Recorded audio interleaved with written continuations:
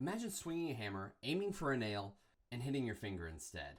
That hurts really bad. And every time I was feeling a little uncomfortable as a kid, maybe I'd tweaked a knee doing something, or, something just wasn't quite moving right, my grandfather would say, oh, I can make it feel better. And he'd grab a hammer, he was a carpenter, and threaten, fake jokingly, to hit my finger to make me feel better about my knee, because obviously my thumb would hurt so bad. It's one of the worst pains that people experience, hitting yourself with a hammer. But I can guarantee that you feel it, unlike most marketing. Every day we are bombarded with messages, whether it's emails or billboards or ads on social media or just social media in general. We are constantly seeing advertisements. In fact, we see them so much that we get what's called advertising blindness. We've trained ourselves to tune out anything that doesn't instantly seem relevant to us. And if your message isn't relevant, if they're not feeling it, if they're not acting on what you're putting out there, then it's definitely not working. So how do you break through the noise? How do you reach someone who's a cold, distracted, probably unengaged, unsympathetic, does not care about your brand at all sort of customer, and turn them into a reliable, warm, and enthusiastic customer? Let's dive in. So there's a well-known psychological experiment where participants are told to lay with their arms forward like this, and one of them gets put behind a sheet and it's replaced with a rubber arm. And the person who's conducting this experiment will trace both their real arm and the fake arm with feather or a pencil or whatever it might be, enough so that you kind of get this mind connection with the arm, and then out of nowhere they grab a hammer and slam it on the rubber arm, and every single time the participant freaks out. Why? Because they believe this is their real arm. Even though they know it's fake, people still react with fear. Why? Because their minds were emotionally invested in that arm, thinking it was their problem, and they took it on and internalized it.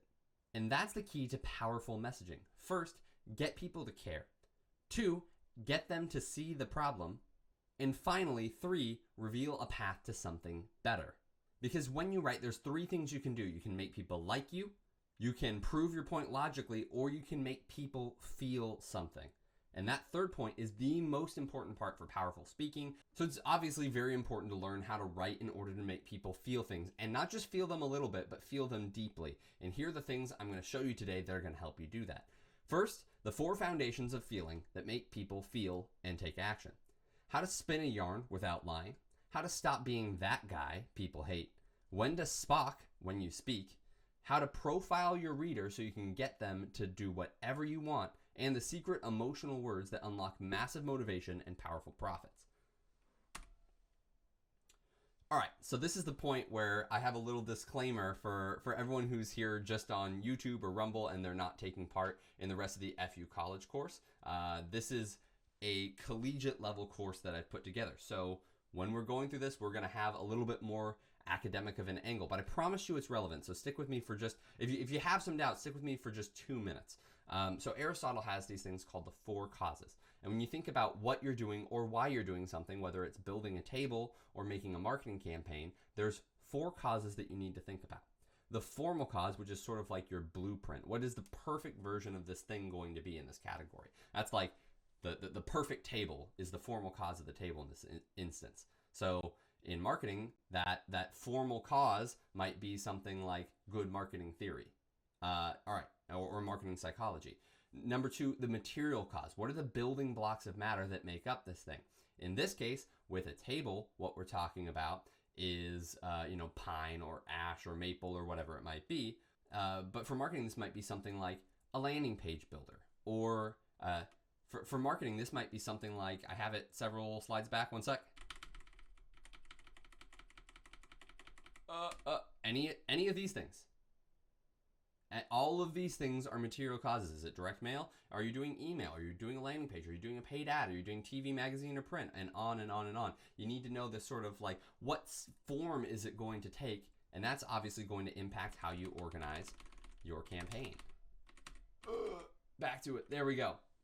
Number 3, the efficient cause. What physically made this thing come into being? That's you as the marketer, probably. But it could also be something like a landing page builder. What software are you using for this? What CRM are you going to be using for follow-up? Are you using HubSpot? Are you using MailChimp? These sorts of things are important. Are you using Unbounce, or are you using ClickFunnels? There's lots of different platforms are you hard coding your own pages? Are you using WordPress? That's your efficient cause. So far we've talked about having good marketing theory, understanding what medium we want our campaigns to run through. Number 3, what softwares and tools are we going to be using? And number 4, probably the most important one, is the final cause. What is the purpose of this thing? In the case of the table, it's probably to do work on or maybe to dine on.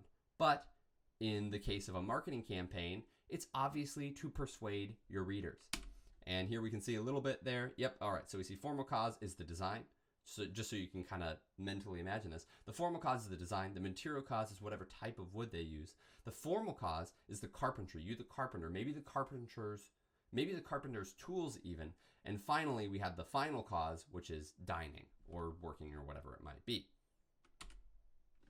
So for marketing, we kind of went into this. What are the marketing best practices? What human nature, material cause, what platform are you using, what software are you using, what is your campaign goal? But this is just the beginning of things, right? As I said before a little bit yesterday, you need to write in a way that's relevant to your reader. So right now we talked about the 4 causes of you, the marketer. But what we haven't considered is the person who's buying. And that's a critical sin for marketers. Give me just 1 second. One of the worst mistakes you can make when you're trying to speak persuasively is to speak for yourself and not for your customer. To say what you want. You know, if you're going through a breakup, we're hinting at yesterday's lesson a little bit. If you're going through a breakup and you're telling them all the reasons why they're wrong to break up with you or why you're super cool, right? That's an awful way to persuade someone to do anything. You want to speak on kind of get into their mind a little bit. You say, you know, here's why your life will be better because you're with me. This is the famous pen trick or the pen sale in Wolf of Wall Street, and really just sales in general, is you say, all right, go ahead. I only have Sharpies and pencils. Okay, go ahead and sell me this pencil. Well, this pencil is 0.7 millimeter wrong. This pencil was handcrafted wrong.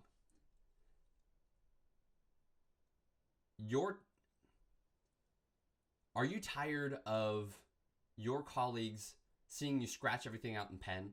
Are you tired of them seeing the mistakes that you are making on a constant day-to-day basis? Stop doing things in ink, do them in graphite, and while you're doing it, you can do it with style. That's because this pen was handcrafted by XYZ. All right, you see what I'm saying? It's showing the customer how their life is better. This is the essence of sales. It's the essence of rhetoric. It's the essence of persuasion, and marketing is no different. So we need to talk about the 4 causes of the reader as well. The formal cause. What is human nature? And what is the nature of this person? What are their psychographics and demographics a little bit? The material cause, their body. You know, their ideals. Now we're getting even deeper into the psychographics and kind of their specific things, you know. What blood type do they have? What skin color do they have? What are some of their, mental imperfections, perhaps? We've got ADHD. And we shouldn't just limit it, to mental imperfections, just any imperfections. ADHD, age, weakness, amputation. These are all material causes of how someone might feel about a fitness campaign or a lifestyle product or anything like that. And those are things that we can appeal to with our marketing.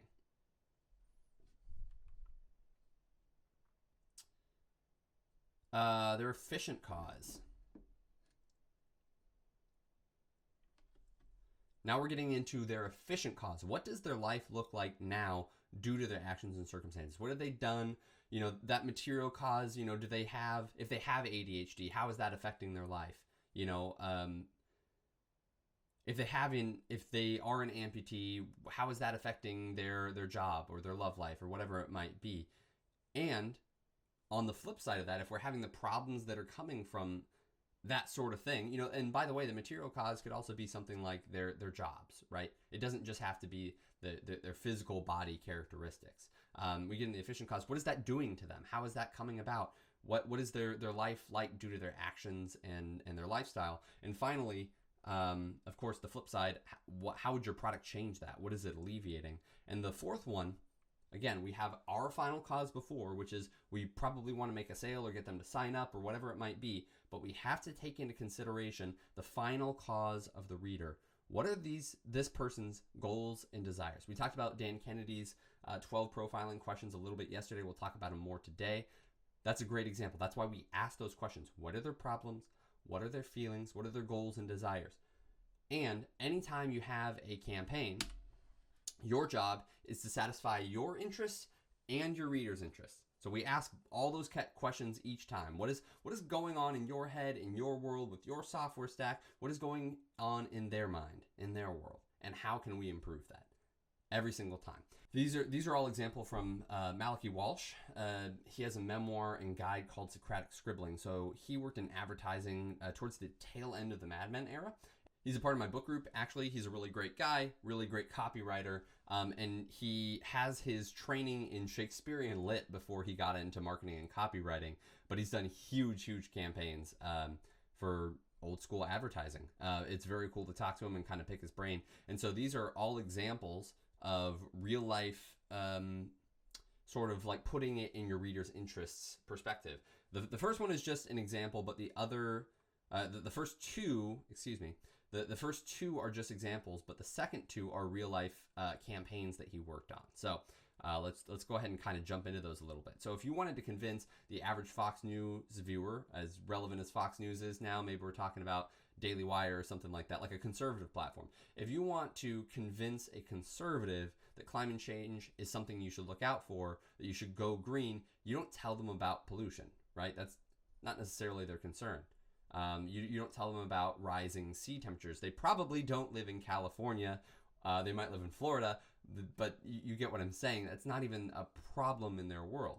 What you might tell them about is how this impacts national parks or farms or hunting grounds. Like, this is polluting the environment. Animals are getting sick. They're dying. These are real world effects that they're going to feel in a different way. So you can't, when you're trying to persuade someone, I was actually talking to someone at work and they were saying like, oh, well, we need this sort of a thing. And I'm keep telling people that they need this. And it's like, you can't hit them like that. That's not the way that you persuade anyone. You kind of need to put it in their terms about the things that they care about and show them how, yes, it aligns with your interests, but also with their interests, right? All right, so with selling a Porsche, this is another example that he came up with, is if you want to sell a new father a Porsche, he might come in and say that he wants the 911, which is a very sporty model, but he really wants the Cayenne, which is a more like SUV crossover type vehicle, which means there's more room for storage. Again, you're anticipating the needs and desires of someone and actually delivering something different.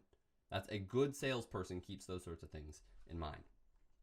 All right, so those are his two hypothetical examples, but what about his real world campaigns that he worked on? So Cheese Whiz is one of the campaigns that he worked on, and it's a cheese in a spray can, if you haven't seen it before, and he was assigned to sell more of them. And it was kind of like a wartime snack once upon a time, so it was a convenience of cheese in a can, didn't have to be refrigerated in the same way. It was a little bit more resilient, and people were kind of thinking that the cheese was unnatural. Turns out it wasn't, at least at the time. It may be now. It is what it is. But it was just sort of like the end cuttings of a bunch of cheese that couldn't be sold in blocks or anything. And it was all melted down, and it was thick, so they combined it with milk so it would be thinner. And so it's just like cheese and milk. It's fine. It's just a dairy product. But no matter what they told people, they wouldn't believe that. And no matter how much they shoved a marketing message down people's throat, like, hey, it's natural, it's natural, it's natural, it's made of all these things, they just couldn't make it work. Right? In fact, this campaign actually made sales decline because it made it seem like the company was lying to people. Like, no, you can't tell me that Cheese Whiz is natural. It was, but people refused to see it.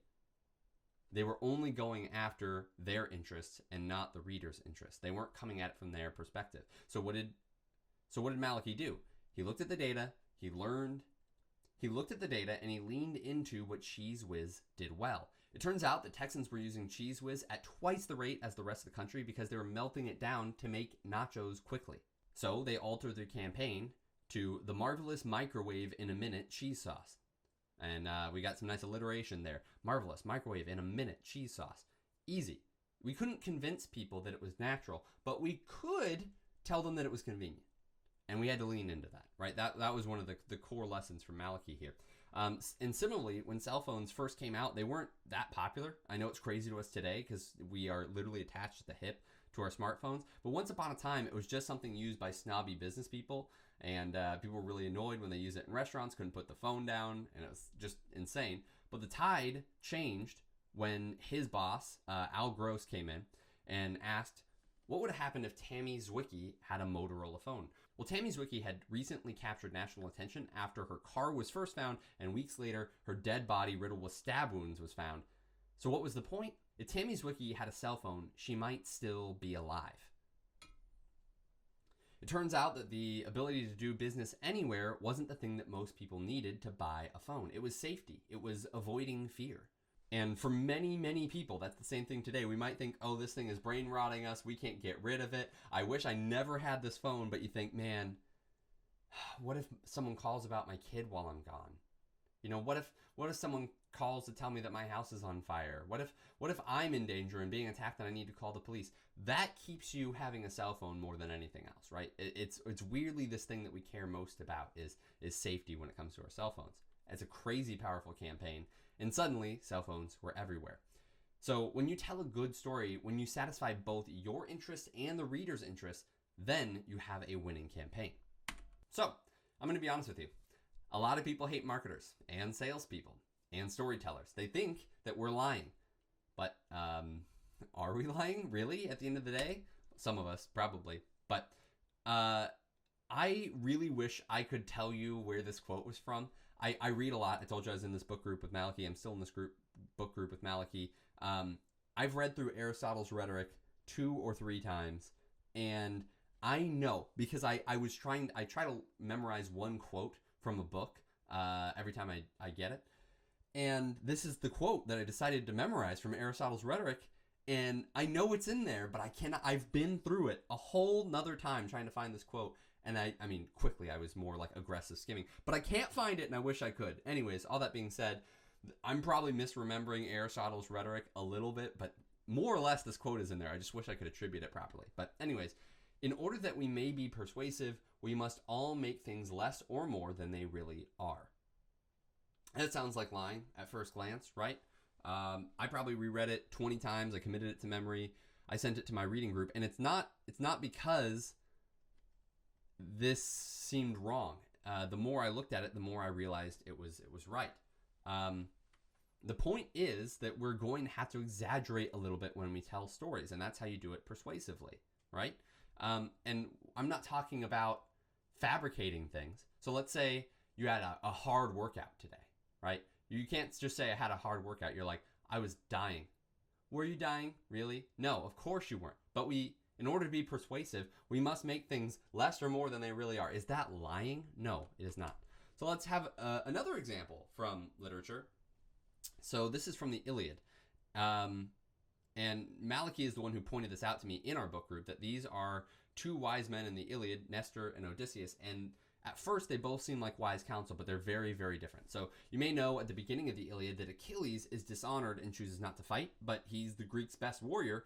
And basically, the city is fated to not fall until Achilles fights. So that's not great, and they try to persuade Achilles to fight again. And Odysseus is really crafty. You know, he's known for his craft.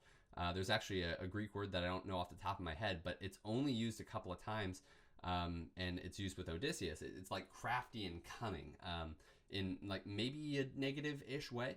And he thinks that he can persuade Achilles. You know, this is the guy who's known for inventing the Trojan horse, right? This is a slippery guy.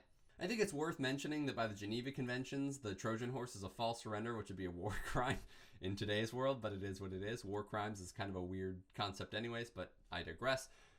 But Nestor, not trying to lie to people, does not have this reputation despite being thought of as a wise man by the group. He's an old man known for real wisdom, not guile, and he gets Patroclus, Achilles' best friend, to convince Achilles to return to battle. Ultimately, neither is successful, but Patroclus does die in battle pretending to be Achilles, and that was all set into motion by Nestor's plan. The point is, when you make a habit of lying, like Odysseus comes in, you can be very effective, once or twice, but eventually people learn not to trust you, even people on your side. Remember I was saying earlier, there are 3 things that you can do to be persuasive. You can convince people logically, you can make them like and trust you, or you can speak emotionally to them and make them feel things. Well, we need to make people feel things, but we cannot erode the like and trust factor. We should be building that up.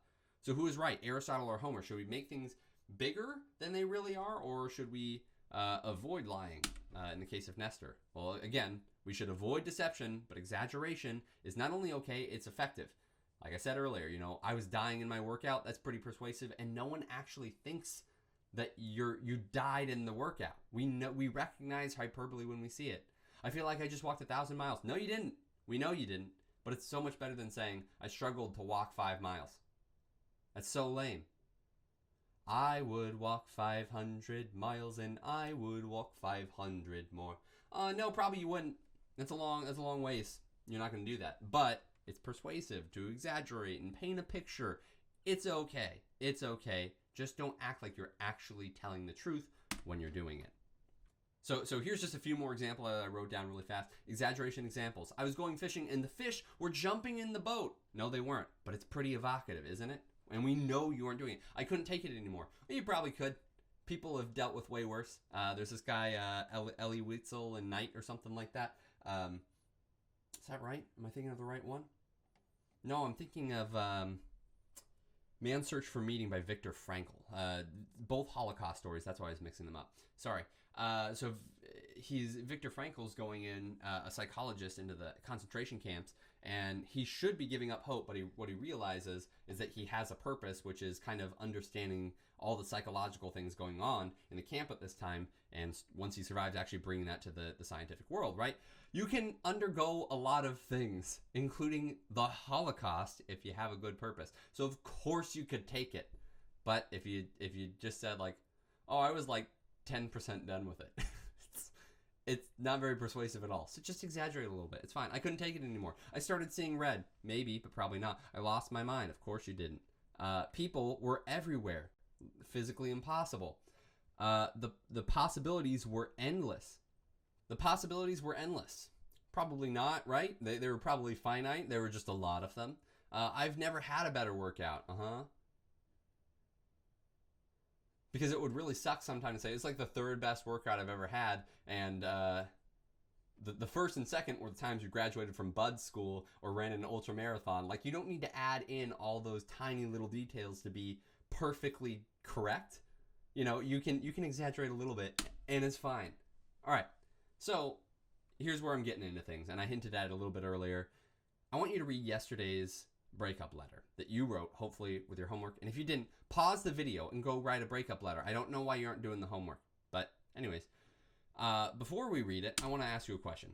Did you write for you or for them? Did you align your formal cause with their formal cause, or did you just try and shove this down their throat hoping that they'd convert, that they'd take you back, or that you'd exact revenge on them?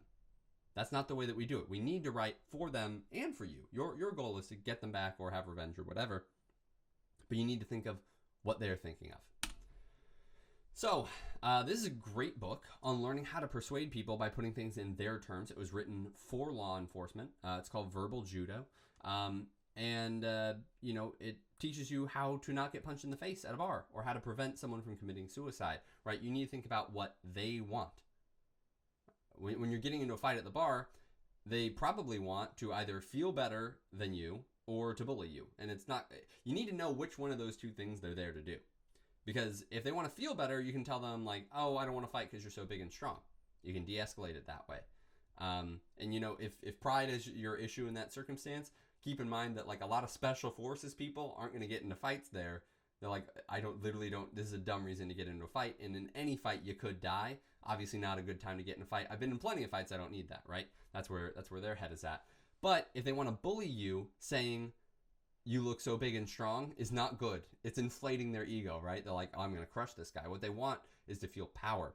So in that case, you need to be a hard target. You need to look them straight in the eye, stand up, do slow movements. By the way, fast movements, talking fast, which is one of my crippling problems in life, it shows nervousness. Even if that's not what you're actually conveying, it conveys nervousness. Speaking slowly, standing your ground, making lots of eye contact, this projects confidence, right?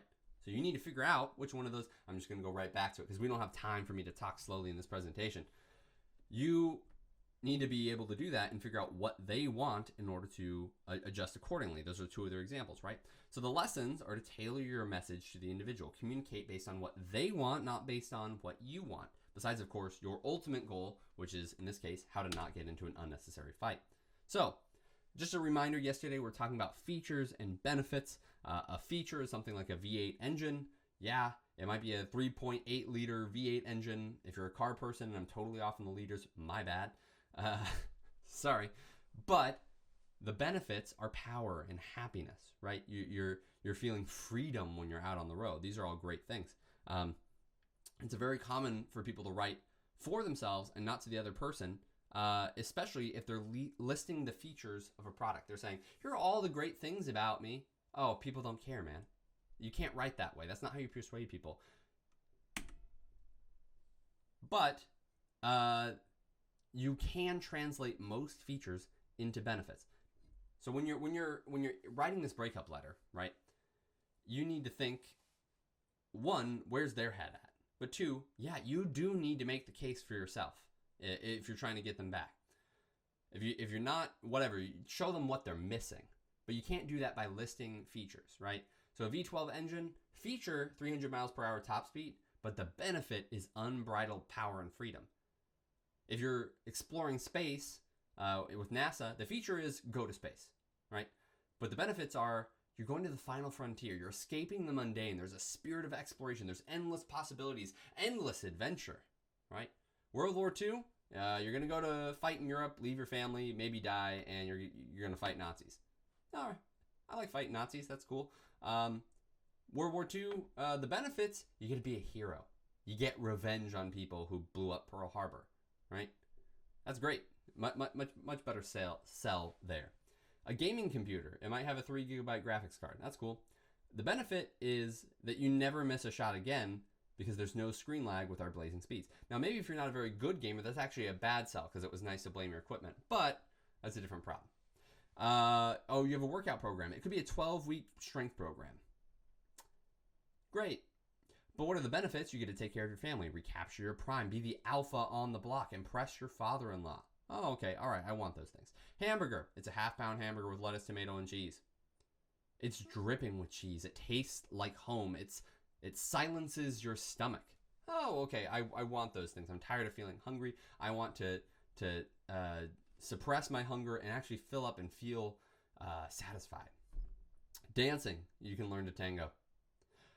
Benefits. You can reconnect with your wife. Make your wife feel beautiful. You can banish your brute. It's, if I'm appealing to people who are doing like battle training and stuff, you say like, oh, this is something refined and beautiful. This is going to balance out your life as a warrior, as a fighter or whatever. You could be going on a Scottish vacation. You could say, you can go on a trip to Edinburgh, Inverness, and Skye. Or you can say there are beautiful mountainsides and cities. You can walk the paths of your ancestors, walk quaint city streets, and dine on world-class settings. Oh, you see how that's different, right? So, how do you even write these benefits? You heard me do it a lot, but how do you write them? There's some structural things. You need to, of course, understand where your audience is coming from, but from a structural standpoint, you should put your benefits first in a sentence. As much as you might like people to actually read through your long-form content, they are not going to. It is what it is. So you need to know that they're going to scan. This is why we make headlines. This is why we use bullet points. This is why we don't put the benefit in the middle of a big paragraph. You don't say like, oh, you'll have freedom in the middle. You say, freedom is the thing you get when you buy this product from us. Because you always look at the top and you say, oh, it's freedom. Bam, boom. All right, so you hit it up front with what is the benefit. And I'll show you that structurally later, so don't worry about that. Benefit first, bullet points, that's great. You can really highlight that if you have a big wall of text. We saw it yesterday in yesterday's examples that there's some places, I think it was the doctor's thing with the weight loss option, where we have bullet points, and suddenly you go, oh man, look, hey, it's right there. Excellent. I have this big wall of text, and suddenly I can look over here in the square and say, oh, okay, I'm supposed to look at that, and here's this headline, I'm supposed to look at that. And then these bullet points, I'm clearly supposed to pay attention to that. So even if I'm scanning, I'm picking stuff up, and that's where you put your most important benefits. Pain avoidance, this is huge in bullets. It's very easy to say like get benefit without pain point. That's a very popular structure. We talked about that when we were going over headlines the other day. And you can stack pain points, right? You can say you can get this benefit. You can lose weight without wasting your time, without aching joints, without taking away from family time, right? We can just keep doing that over and over again and do that. And finally, you have to pick the right words. You can't just say, I want better verbs, right? You say, I want kick-ass verbs. I want incredible verbs. I want verbs that make you want to get up off the couch, right? That's great. All right, so you have to do those sorts of things. And by using that vivid language, you can get people to actually take action and want to accomplish their goals. So here's a big thing that I think I see a lot of experienced copywriters make this mistake. One thing that I just slam people on is that free is not a benefit. It's a secondary benefit, don't get me wrong, but it's not a benefit. So people will say like, "Oh, get my free course." What? That's not a benefit. Why do I want your free course? If someone came up to me and offered me free heroin, I would not take it. Why? Because I don't want the product. I don't care that it's free. All right? So that's a terrible way to do that. So as you're stacking your benefits and pain points together, I want you to pay specific attention to primary and secondary benefits. Primary benefits are the main thing that they want. All right? And secondary benefits are things that could cut through a pain point normally created by pursuing the benefit. Essentially, it's just a pain point restated in a positive way, which is really cool. But do not make the mistake of thinking that your secondary pain points, that your secondary benefits, that your pain points that you're solving are the actual benefit, because they're not. If you want to lose weight, you can lose weight faster. But if you have a faster program, I don't care. A faster weight loss program? Maybe. But even then, we're still kind of talking about a feature, right? We want to be beautiful to people. So we say, sexy body faster. Horribly written, but it's obviously a better pitch, right? Give me 2 seconds. I can do better than that. I'm a copywriter, damn it. The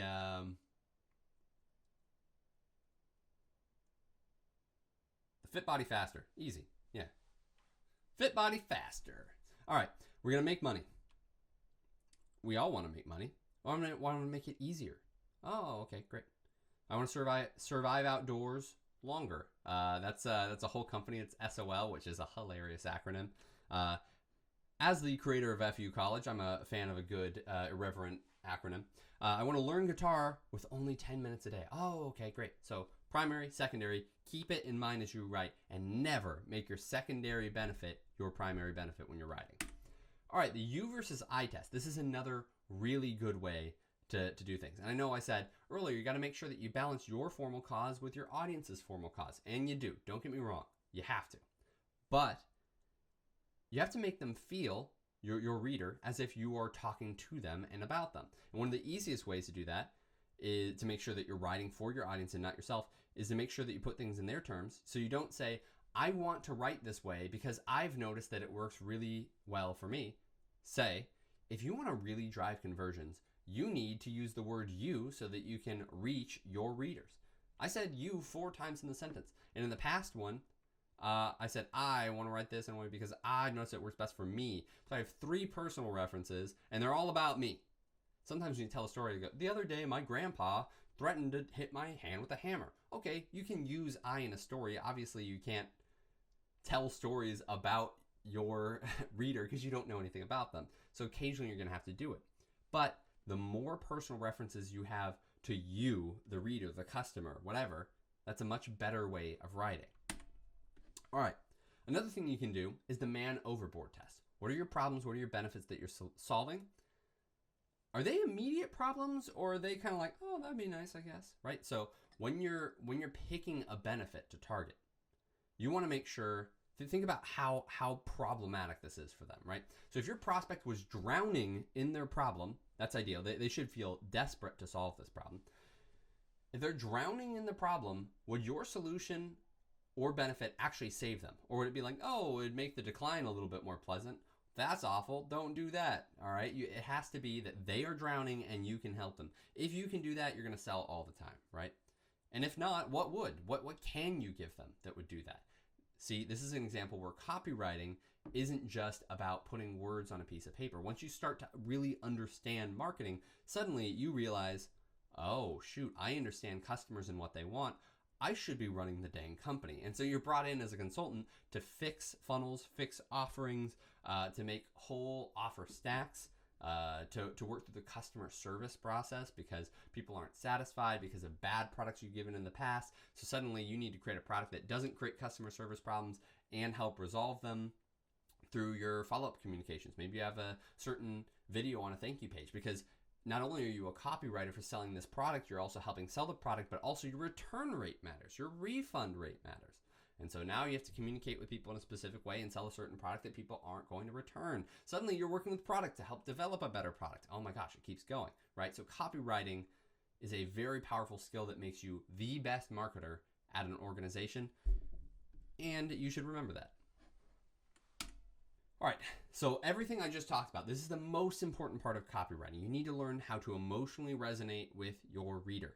But most people make the mistake of thinking that that's all they need to know. If this is all that you know, you're only going to see 20% of the results, and that is not enough to turn a profit in the copywriting world. So that's because all the benefits, all the emotional writing in the world doesn't matter. That's the body, right?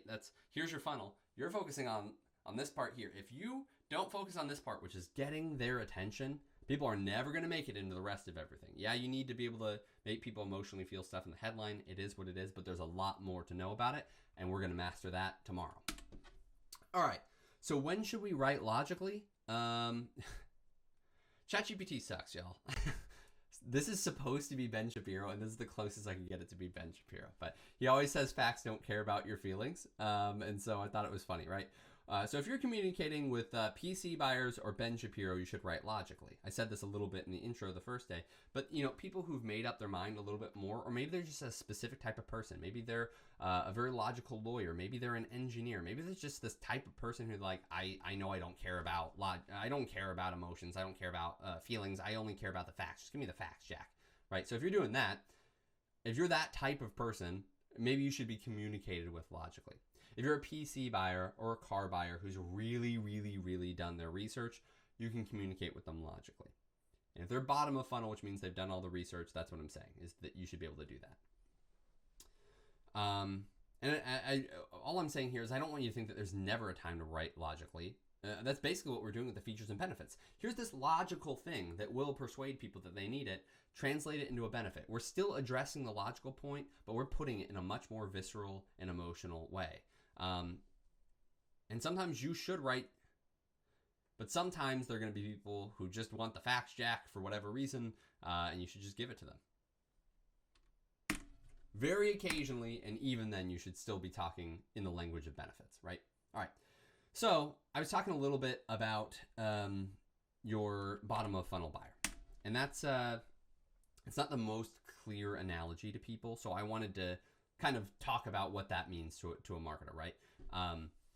So what does bottom of funnel mean? It means that the customer already knows what problem they face. They know the solutions that exist, what companies provide them, and at what price. So here are the 5 stages of awareness. This is how we determine what types of campaigns we're going to run. This is the formal cause of marketing, right? We have to understand, wait. Who is this customer? Why are we writing to them? Okay. So step number 1, they're totally unaware that there even is a problem. That one's, we target that person a lot. We have problem aware where you're like, I know I'm overweight, but I don't know what to do about it. Okay, great. That's a good problem aware audience. A solution aware audience where you're like, yeah, I know there are all these things out there. I know I'm supposed to work out. I know I'm probably supposed to lift and maybe do some running, but that's kind of all I know. I don't know who can help me do that. That's solution aware. Product aware is like, all right, I've gotten all the ads from V-Shred and from Gold's Gym and everything. I see all the different things, but I don't know which one I want to go with yet. And number 5 is the most aware. They're like, I know I want to do Gold's Gym, but I just haven't done it yet, right? So people in that 4 and 5 category, they want something different, right? They are going to be appealed to by more logic. So here's the visual here. So on the right, we should always speak in the language of benefits, no matter where they're at. But the further down the funnel you go, the more features, evidence, and proof we need in order to persuade someone. And when they're in the step number 5, it may mean doing sales, but don't use sales. It is a crutch, and then people come to expect sales, and you can never sell full price. So be very careful with that, but that is often how you persuade a number 5 person. So, but again, I want to emphasize, when you're at the bottom of this funnel here, when you're at step 4, definitely step 5, you want to include benefits with your features. No one is fully a Vulcan if you're a Star Trek person. Even the most logical among us are like Spock. They're half Vulcan, half human. They're like, I don't know, why am I feeling these feelings? Even Ben Shapiro and the PC buyers can be reached with benefits, all right? We all respond to emotion. So if I were promoting a backpack, I love backpacks, by the way. You'll hear me do a lot of that example in this course. I might say, I made it with 1000D Cordura, so your backpack is ready for an adventure.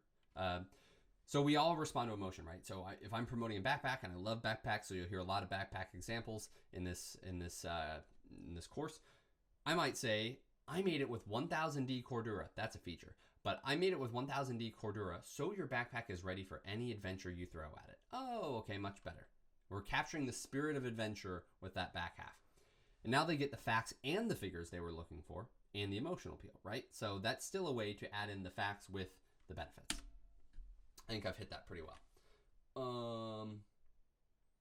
So let's bring it back to Ben Shapiro for a second. He often says, facts don't care about your feelings. So let's bring it back to Ben Shapiro for a second. He often says, facts don't care about your feelings. But for most people, feelings don't care about your facts. We always put them in the wrong order, unfortunately. People need just enough logic to make them think that people need just enough logic to make them think that they aren't making irrational decisions. And the rest of the things you put down on the paper should be emotional persuasion. So let's talk about writing logically. It feels strange for an emotional writing class to talk about when and how to write logically, but it's important, right? So let's talk about the types of evidence and proof you can provide when you're wanting to write logically. You can say personal experience. I made $10,000 when I tried this. You can go into the facts. The Toyota Tacoma has 326 horsepower and 465 foot-pounds of low-end torque. I actually looked that one up. That one's correct. So gearheads, don't get mad at me. All right.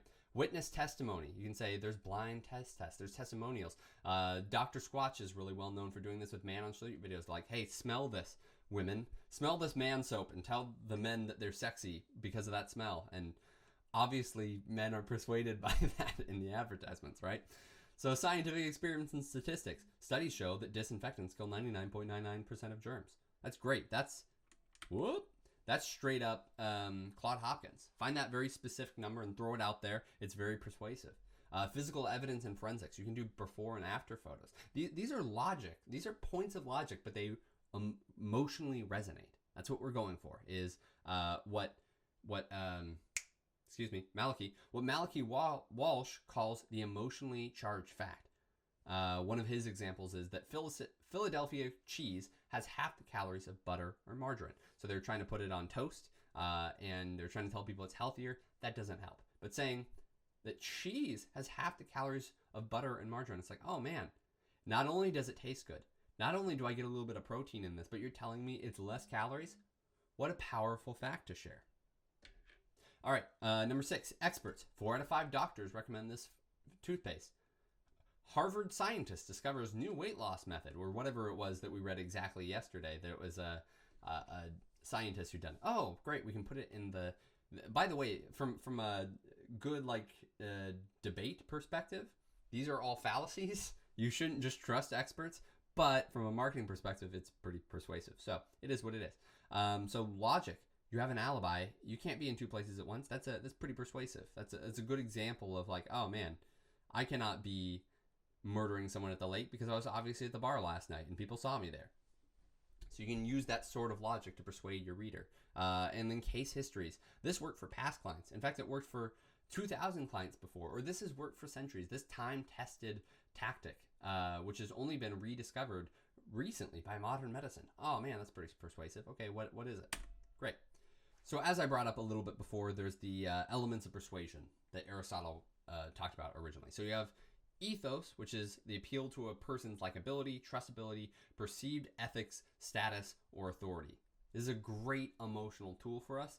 And there's actually 2 emotional tools. There's the pathos, which is saying things that your audience wants and saying it in an interesting way, making them feel badly for someone or making them feel good about someone.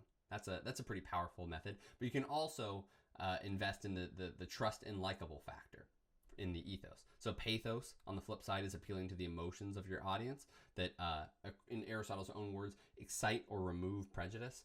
So I like this kid, but little did you know that this kid is actually the cause of global warming, or like whatever it is, All right, so that's exciting prejudice, right? And then you could remove prejudice and be like, people hate Elon Musk, but here's all the good things that he's done.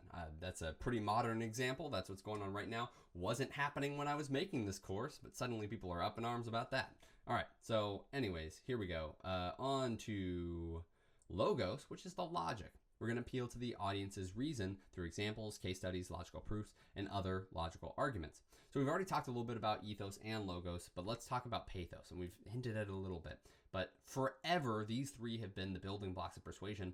And yet, inside of marketing, there's a big split between people who prefer the pathos direct marketing type thing, where they use big words, good orders of words to make people feel something and buy right away, and people who kind of want to sit on the sideline, not ask for the sale, not ask for the conversion, and just give people a bunch of free stuff until they like them enough to buy.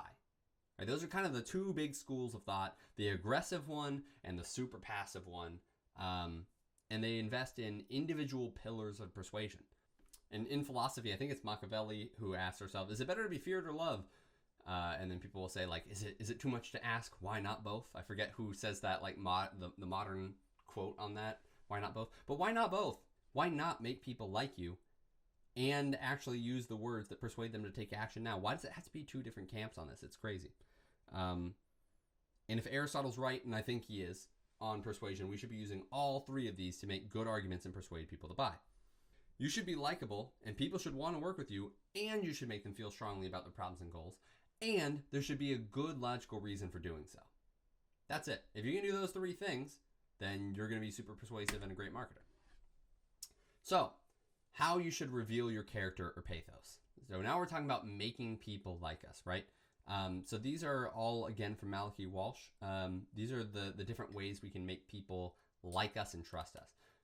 And so the people or institutions we praise or blame, right? So throughout this course, I try to be relatively apolitical, but, we've talked about Elon Musk, for example, just a second ago. People like him and people dislike him. Which side of the road are you on? If you pick a side, people might like you or dislike you more, right? And you'll fall in with one group or another. The details we select and how we describe them, that's pretty big. So do we say, Elon is known for making great cars? Or do we say that Elon is known for cutting jobs, right? They're not two perspectives on one situation. They're just like, I care about one or the other, and neither one of us are going to address the other side. We're just gonna deal with one or the other, whichever one is most convenient to our goals in the world, right? So this is how we reveal what type of person we are, and what group of people should trust us or not. The arguments we accept and those we reject, kind of the same. If you go like, oh, I don't want to hear about the Doge cuts, and you say, oh, I don't even want to hear about the good cars and all the jobs you provided and going to Mars and all that, I don't care, right? You just accept or reject which ones. That says what kind of a person you are and what group you fall in with. Our own experiences and how they shape us. Great. The news and information we select to share. Again, which ones are we picking? Which ones are we ignoring? The rigidity or flexibility of our opinions. I don't know. Some people like people who are a little bit middle of the road. Some people don't. Some people call them rhinos and dinos, right? I think you can tell I'm a reasonably political person, but I'm trying not to be political in my presentation here. So, because I want everyone to go to FU college and be better citizens. There we go. So, the kinds of language we include or exclude. Do you swear in your presentations? I said kick ass a little while ago, and I said damn. I try not to swear that much, though, but sometimes you gotta let it out. It is what it is. And then the kind of evidence we accept or reject. Again, very similar. Who are you? What camp do you fall in? What do you like and dislike? Who do you like and trust? How you should grow your pathos. So one was more about like what camp you fall in. What type of person you are. Now we're talking about how do you persuade someone that you're likable. You can be informed, you can be consistent, you can have an opinion, you can do hard and important things. I think that one's really important, right? If you've never gone up against any challenge, people aren't going to trust you. But if you've done hard and important things, of course people are going to trust you. Which means living your life differently, which is why it's shameless self-promotion for FU College. We try and turn people into better citizens. You want to lead a company? You want to lead a nation? You want to make great art? You probably have to have gone up against some challenges, right? Do hard and important things. Admit when you're wrong and change your ideas and actions. I know a person, and I won't reveal their relationship to me so that everything stays relatively private, but that person works with a boss who just absolutely cannot admit that they're wrong. And like the whole company, like we're talking senior leadership, lots of other leadership does not like this person. It's a mess. And he, the boss, just like can't change his ideas, can't take action. He'll just blame market circumstances and will say like, oh, we need to hire more people. You have the budget to hire more people. What are you doing? Why can't you admit that you're wrong and go and take action? People actually like that. It's this weird paradox. I can't remember. I think it might be Jocko. Who does extreme ownership? Jocko. It's Jocko. Okay, great. So this is actually a weird paradox. In extreme ownership, Jocko Willink talks about how important it is to take radical, extreme ownership over something. Saying like, you know what, the buck stops with me. I might be able to blame someone else on my team, but ultimately, I'm the manager. I'm the owner of this whole operation. It's my fault. And if you're a soldier and you're serving your sergeant or sergeant major or whatever, I'm not in the military, so forgive me for not knowing the rankings that well. But if you have to do that, you should be able to look at yourself and say, oh man, I wasn't able to do this because I didn't work out hard enough. I didn't push myself well enough. I got distracted because of X, Y, Z. Everyone on a team needs to be able to take extreme accountability. And what seems like you are taking the blame and you're going to take the fall actually makes you way more likable of a person. That's the paradox. You're actually a better person when you admit when you're wrong and change your ideas. And finally, when you do gracious and generous things. You can do hard and important things, and you can do helpful things. And you should do both in your life. So how do we do that? The actual how do we grow our pathos? With testimonials where people say, oh, it was so great working with X. They were a fantastic person. I wish I would work with them again. With reviews who are saying the same thing, right? I love this product. They did X, Y, Z. And with results, with those before and after pictures saying, oh, look, I really helped these people, right? I've helped 10,000 people make their first sale online.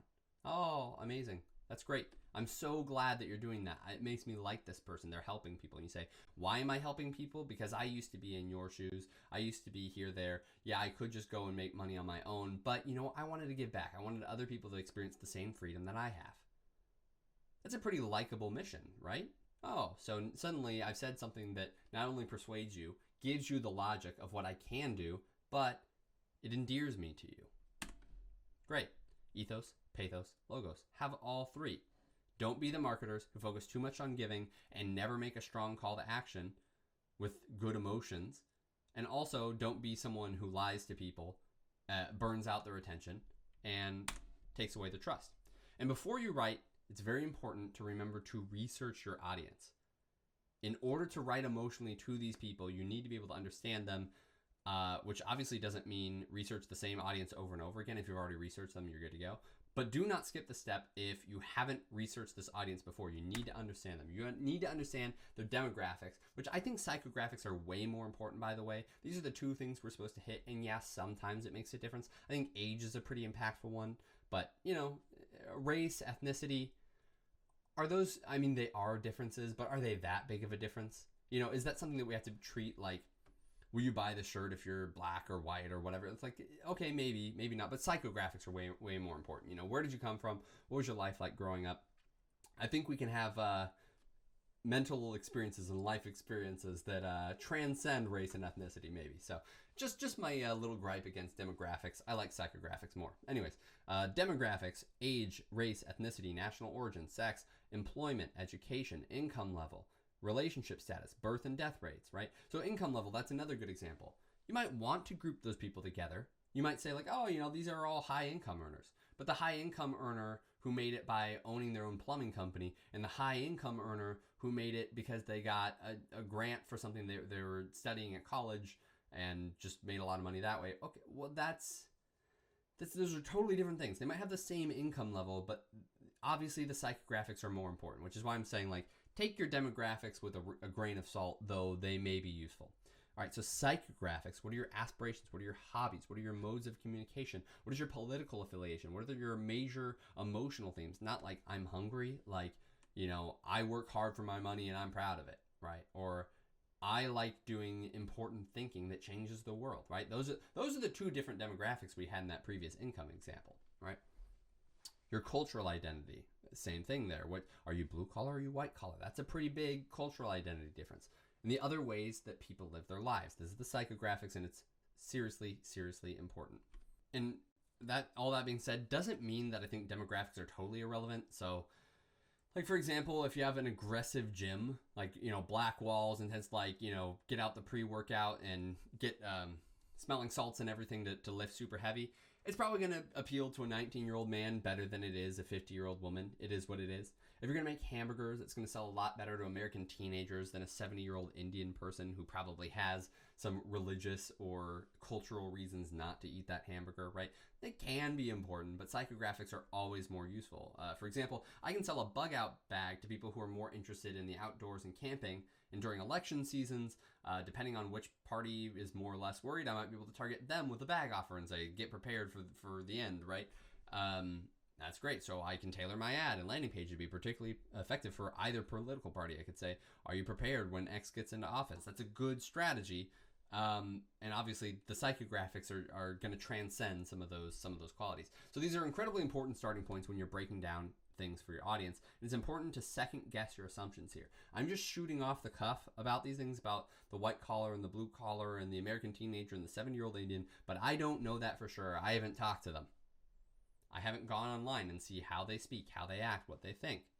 So it's important to do some real research. I think there's relatively safe assumptions, but you can be totally wrong. And that slight difference can be the difference between a killer campaign and a bad campaign. All right, so what you've got to work with when you're researching, right? You've got the product, the competitor research, and the market research. So the product, what you've got, you can go into the physical product, the facts and the features, the functional product, the benefits, the unique selling propositions. This is huge. You need to understand your competitors. That's number 2, but then put it back into you. What is different about you? What is your existing brand and the ideal prospect? So when you come into a new company, you have to understand, what are they already doing? What are they already selling? What vibe do they already have? And do I want to go along with that? Do I have to go along with that? If you're a new copywriter, you may not have the weight to throw around to say, no, we shouldn't be talking that way. They might expect you to talk that way and follow their brand guidelines, right? The ideal prospect, who are they selling to? Who's their idea? They could be wrong, but you need to understand it. And sometimes you're not going to be able to go outside of that. So you have to understand the rules that you're playing with when you go into work with an organization. You need to do competitor research to see what people are already doing, what people don't like about them, to get your unique selling propositions, and to see what it is working. If they're doing something that works well and you also have that feature or benefit, do it. Finally, the market research, understanding what your audience really wants, right? So this is something, again, that Malachi brought up, but these needs were all more or less written down by Aristotle. But Maslow had the really great idea of putting it into a pyramid with the basic needs at the bottom and the more highfalutin needs at the top. So if you have a product that solves esteem issues for people when they're ready to build that area in life, they have love and belonging, they have safety needs, they have physiological needs, that's great. But if you're selling something to someone who has no food and water and you're trying to sell them self-confidence and independence, that's not going to work, right? You have to do it in a specific order, which is why I was talking about, are you selling the right product? Selling the right products to the right people at the right time. That's one of the important things in sales that people often overlook. So sometimes you can be having the best marketing in the world in terms of the words, in terms of the product, but it's just the wrong people, the wrong time, the wrong place. And you have to know that. But sometimes, you solve an esteem thing and you actually find out that you're solving other areas in life at the same time. You're getting love and belonging, you're getting safety needs, you're getting physiological needs, and some self-actualization, which is awesome. So, for example, with fitness, you might gain some confidence and respect from others, but your friends will like you more, women will like you more, and you'll have more sex. You'll be safer. Whoa, okay. Physical needs, you're going to get stronger, you're going to be able to protect yourself better, self-actualization, you're trying to accomplish everything. You're becoming a better person because of this workout program. So suddenly you can actually tap into all 5 levels of this persuasiveness for a single product. That's another good thing. Which thing are you emphasizing? What is your audience most receptive to? And then really hammer down on that. Maybe you want to hit on all 5 points, but they really care about that esteem section or that safety section. Then you should really focus on that. I actually have a great safety example a little bit later on for like a first aid type product. So we'll talk about that a little bit later. 12 profiling questions. We talked about this yesterday. We're getting to the end. We're almost getting to practice time. So I just want to get this fresh in your mind as we're going through. What keeps them awake at night? What makes them angry, afraid, or sad? What makes them happy? What drives them to be better? What are their daily frustrations? What trends are occurring in their lives? What do they secretly want most? Keep in mind, again, we're gathering our negative emotions and our positive emotions. Negatives are great lemons. When you're cooking, you don't want to eat a lemon. You want to sprinkle some lemon on top of what you're cooking. But it might be the most important part of the dish. So make sure you use your negative emotions, but do a lot of painting pictures of what life could be like. Be more happy, be more positive than negative. All right, what are their firm beliefs? What are their shakeable beliefs? If they have firm beliefs, you should probably identify with those and seem like someone who also has those same firm beliefs. If you have shakeable beliefs, now you can get into a myth-busting territory where you say, well, that's actually not true because of X, Y, Z. Get their attention and get them to move to your side. What objections do they have? What do they not want to happen? What do they not trust about your product? How can you actually resolve those objections? What is their bias? And do they have their own language, their own way of talking that will ingratiate you to them if you use the same way of talking? All right. And I said this yesterday, but again, no telling what people remember or not. You could go out and do customer interviews with people, sit down one-on-one and research with them. This is much cheaper, much more effective in the short term to find good reviews of how people talk about things. And so you can go into Shopify, Yelp, Reddit, Quora, Amazon, and do customer research. Your website, your testimonials, your app is ideal. But if not, you can go to competitors on Yelp, Quora, Amazon, whatever it might be, and see how people are talking about the products, what they like and what they don't like. All right. So there's a lot of information, right? We're once again an hour in, so it's a lot of things to be thinking about, and it can be tempting to try and use all of these different things to be all things to all people, but that is not good marketing, right? You need to focus on one thing at a time. You have one reader. You can't write to the teenager who wants to be fit and the 50-year-old mom who wants to be fit at the same time. They need to be different odds. Your business can appeal to both of those people. They should be in different segments. You should be addressing them in different videos. You should be giving them different lead magnets. You should be sending them to different landing pages. They should have different videos. They're different people. They should be treated differently. And if you do that, your marketing campaign will be stronger. So you have one reader, one idea. If you have multiple readers, you're going to have way too many ideas, right? So if you're writing to the 19-year-old, you can talk about how important it is to feel strong and powerful and attract people. But when you're talking to the 50-year-old mom, you can say, you're recapturing your youth, recapturing that energy, and taking time for yourself, right? Those are all multiple benefits that all point towards one idea of sort of bettering yourself, but it's different for each reader, right? Which is why you can't write to multiple readers at the same time. You need to have one offer, right? You can't say, you want to lose weight? We'll have one of the 4 of my programs. Like, which program should I pick? Why are you not telling me what I need in this situation? Just send me there and I'll do it, right? You need to make it clear. You need to have a single direction for them to head in. And finally, one action. It's the same thing. If you have 4 offers, they don't know which one to click on. They don't know which action to take. Click this button at the bottom of this landing page and achieve X, right? You need to just make it that clear for them so they can do it easily. If you try to do everything at once to be all things to all people, if you try to do that, your results are going to suck. People get confused, even smart people. All stories need to be focused or we lose the plot. And if they lose the plot, they're not going to buy. And when you're in marketing, that's the goal. So if you're not doing that, you're totally failing. We can't afford to fail there. So focus on one thing at a time. All right, we'll be writing super soon. But first, I just want to talk about picking some emotional words, right? Now we're getting into like the meat and potatoes of the big promise of this episode. If you want to persuade your reader, you need to use emotional words. And this is a great cheat sheet. And I've got it as a downloadable resource for you to print out and keep on your desk next to you while you're writing. It's an easy way to switch from, yesterday I brought it up, that it's like a rule to use shorter words, more emotional words, and generally, technically, that means using less Latin words and more Saxon words. Way too technical for most people. It's better just to think like, how do you feel when you hear these words? A good shorthand is, instead of looking at the etymology of words, if they're Latin or they're Saxon, just think shorter is easier. It's a gut feeling that English speakers have about a word. You're like, oh, burn is more visceral than incinerate.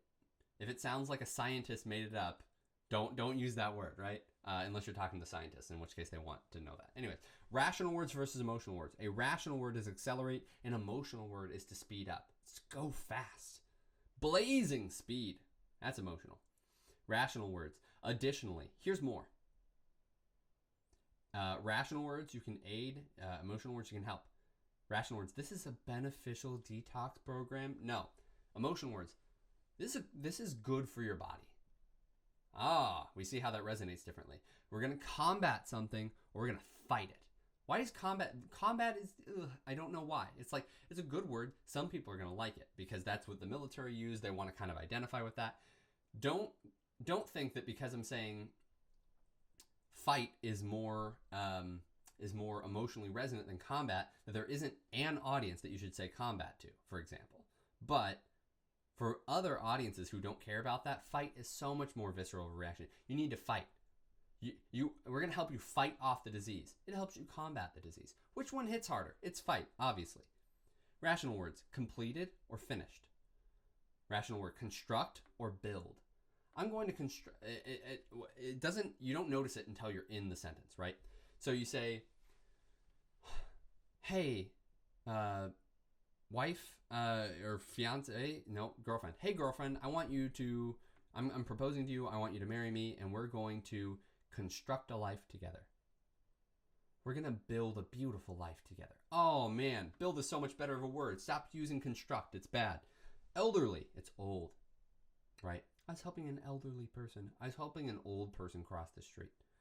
Sometimes, though, in this case, it's technically more emotional, but what you're doing a little bit is hurting your pathos because it almost sounds insensitive. So sometimes we use euphemisms.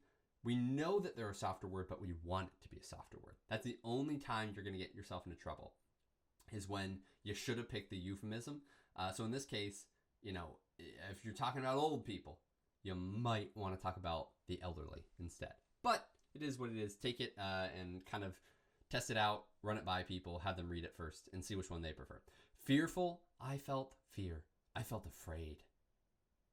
Afraid hits so much more. Oh, that was fortunate. I didn't get hit by a car the other day. I'm a fortunate person. I'm a lucky man, right? Lucky. It just hits harder. Use the words that emotionally resonate. And another thing you can do is use power words. They're enormously powerful for persuading your reader. You saw me add some of those in there where I say, we're going to build a life, but we're going to build a beautiful life. What are those big words that you can use to hit hard? I'm going to super briefly go over this. WordStream put together an excellent resource for you. I say for you like they made it for my course, but that is not true at all. They just have a good article on an insane amount of power words that you can go through. So I did not feel like recreating some version of this. It's great out there. I don't need to give you this. I wouldn't be able to fit it on a single printout anyways. So, here are different ways to say easy. There are better ways to say it. You can quickly, you can seamlessly, you can smoothly, you can do it in a day, in a flash, in a cinch. Okay, so we got great things. For effective, it's future-proof, it's solid, it's useful, it's proven, it's fail-proof. Fast. In a jiff, great. Irresistible, popular. It's a key element of your strategy. All right, so we're gonna go through this. I'm just gonna put it in the description. There's way too many words to go through with you now. But I'm gonna put this in there. You should read it before we get to the writing section. It's a great resource. All right, so here's another warning, and it's about AI. Here it goes. I'm not one of those people who hates AI. I'm not one of those people who thinks that it's theft or that it'll destroy your creativity or anything like that. AI is an awesome tool for you to move really fast. So think about the things that are long and tedious. You want to give that to AI. It's great. For things like image creation, it can be great too. You saw the Ben Shapiro image. It did an okay job of doing Ben Shapiro. Couldn't do it that well. The very first image of hitting your finger with a hammer, AI is safety proofed, and so it won't give you the image you need. So I still needed to know how to how to edit, how to Photoshop an image so that it was a bloody finger, right? Because it refused to make it. It was violent and it wasn't going to do it. So I just got a hammer on a finger and I edited it to be red. I made blood come out the bottom. Here, witness my Photoshopping prowess. Oh, it's so far back. Okay, there we go. See, I had to add it in. See how red that finger is? See how gross the blood is? Oh, you can see that's Photoshop now, but you couldn't when I first got there. Anyways, all that to say, AI is great, but you need to be able to do things on your own. You need to understand that it's not some super powered software that's going to do everything for you, right? Think of it as your assistant. You're in command, but you need the skill set. You need to make the calls. You need to say, I'm trying to do this. I'm trying to do X, Y, Z. Give me a bunch of examples of how I can do that really fast. So you can provide the strategy and it can help you with the tasks that you need done really, really fast. The important thing is to not overuse it, because if you overuse it, you're not going to get enough practice. You're not going to be a good copywriter, which means all those things I said before, where I said you need the skill set, you need to provide the strategy, you need to have the vision, and it just does things faster for you. If you aren't practicing enough, it doesn't matter that it does it fast, because you're not going to be able to guide it. That's the most important thing. You're the brain and it's the assistant. Your assistant can't run the show. You need to be the brain. So make sure that you're practicing enough. So as an example, Deep Blue was the first chess robot to defeat a grand chess master in chess. But even today, chess bots in combination with people are easily the superior solution, right? So you have to play a lot of chess on your own without the chess bot in order to get good enough to have creative solutions and everything. But this will remain true with AI, is that the rest of us still need to be good thinkers on our own and just bolster ourselves with AI. Here's some good examples of ways you can use it to get unstuck and move faster. I love using it as a synonym gatherer or thesaurus. I say, like, I need different words for this, right? I say, hey, I need words that are similar to this that all start with this letter, because I'm trying to make a title that has alliteration in it. And I go, there's no resource out there. There's no version of a thesaurus that lets you pick what letter it sounds like. Or say, oh, I want assonance, so I want it to sound brown, right? That's assonance. You sound brown. They have the own sound in them. Well, ChatGPT can just whip that up for you. That's awesome. It's really cool. It's a great way to use it. When you need to generate a lot of title ideas fast, I'll do that. I'll say, hey, I want something. Here's what I've come up with so far, but I want something that's a little bit more aggressive, and I want it to feature alliteration or assonance. Bing, go. Gives me 50 ideas. And typically what happens is it gives me one idea that's okay. And I fix it and I make it good.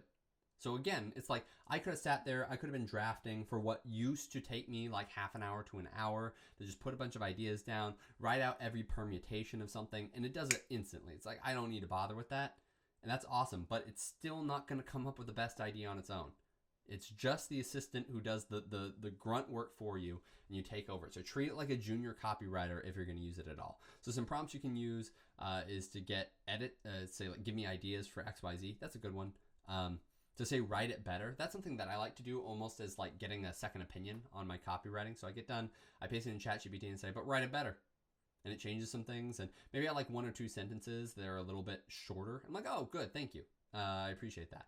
So typically, if I edit my own copy, I wait a day. I sleep on it and I come back the next day and I try to make things shorter and I figure out where the problems are. But sometimes you don't have that luxury when you're trying to work for a bunch of different clients at the same time. So ChatGPT can be a great editor. You say, write it better. You can say, write it like this person. I picked Tim Ferriss and Gary Vaynerchuk a lot. They're both business leaders. If I wanted to write something in the backpacking or tactical space, I might say something like Tim Kennedy, right? So I'm going to pick these people and say, write it like this person. And it's read a lot of what they've said and done. It kind of has an essence of their personality. And I go, okay, well, that's not my personality, but maybe they use an adjective or a phrase or something that I really like. And I go, oh, actually, I'd love to use that. Let me put that in my copywriting. So that's a good way to use it, just to give you kind of ideas about where you could have made a different decision. And maybe you like that decision, maybe you don't. And you're going to have to figure that out. Make it simpler, make it shorter. That's a good one. Make it funny or witty. This is where AI kind of has a problem. It's not that funny. Sometimes it's okay funny. You can try, though. You can try. The good thing about copywriting is you probably shouldn't be trying to be that funny. You're not supposed to be making people laugh. You're trying to be humorous. And AI is actually kind of okay at that. So for what it's worth, you can do that. You can also say, make it more appropriate for a corporation. That's a good one where you're making like a dark joke or something. You're being too aggressive with a push. You just say like, hey, like pull back on it a little bit and make it more like safe with this brand. That one's huge. It's really good at rephrasing it for other people and following certain personalities. And it's really good at toning it down and making it more appropriate. So if you're like, I'm a super aggressive direct response copywriter and that's all I know how to write. And you paste in your couple paragraphs and just say like, hey, tone it down a little bit. Just, I want people to walk away not feeling like this was so pushy. Can you tone down the hard pitch? It'll do that for you. And maybe you go, well, actually, that's too weak, and I'm going to pick and choose what I like and don't like. That's a great way to use ChatGPT. I just wanted to say this because, people are going to poo-poo all over ChatGPT and AI, and I think it's a great tool. You should use it to go fast. You're either going to be faster and have more clients or be able to lower your prices because it takes you less time. It's going to make you more competitive. If you don't do it, your competitors are going to do it and you're going to have to outcompete them some way. So you should be using this, but be reasonable about it. Make sure that you practice. Make sure you learn on your own and make sure that you go in and edit after it because it's not that good of a copywriter, but it can give you some ideas. All right. Whew, we did it, guys. Now we are getting to the emotional writing session where we're going to read some great content. So let's talk a little bit about when we need to write emotionally. And so I'm going right away to like survival content, political content, places where people are clearly trying to whip you into a frenzy with fear or hope or whatever it might be to get you to take action. So let's talk about what they're doing good and what they're doing bad. So I don't know if this is good or not, but Act Blue / the Kamala Harris campaign thinks my name is Deborah. My name is David. And I was talking to some of my email friends about this and they're like, yeah, when you screw up names, it actually has some of the best open rates that are possible. I'm like, I wish I could get inside their CRM and see if somehow someone got in there and changed my name to Deborah. Or if this is their marketing tactic. Because I can tell you, I never entered my name as Deborah into anything. So anyways, I did not subscribe as Deborah. It's ridiculous. All right. So let's talk about the emotions here. Deborah, Donald Trump just nominated Matt Gaetz to be his attorney general. This is the same man who remains the subject of an ongoing House Ethics Committee investigation.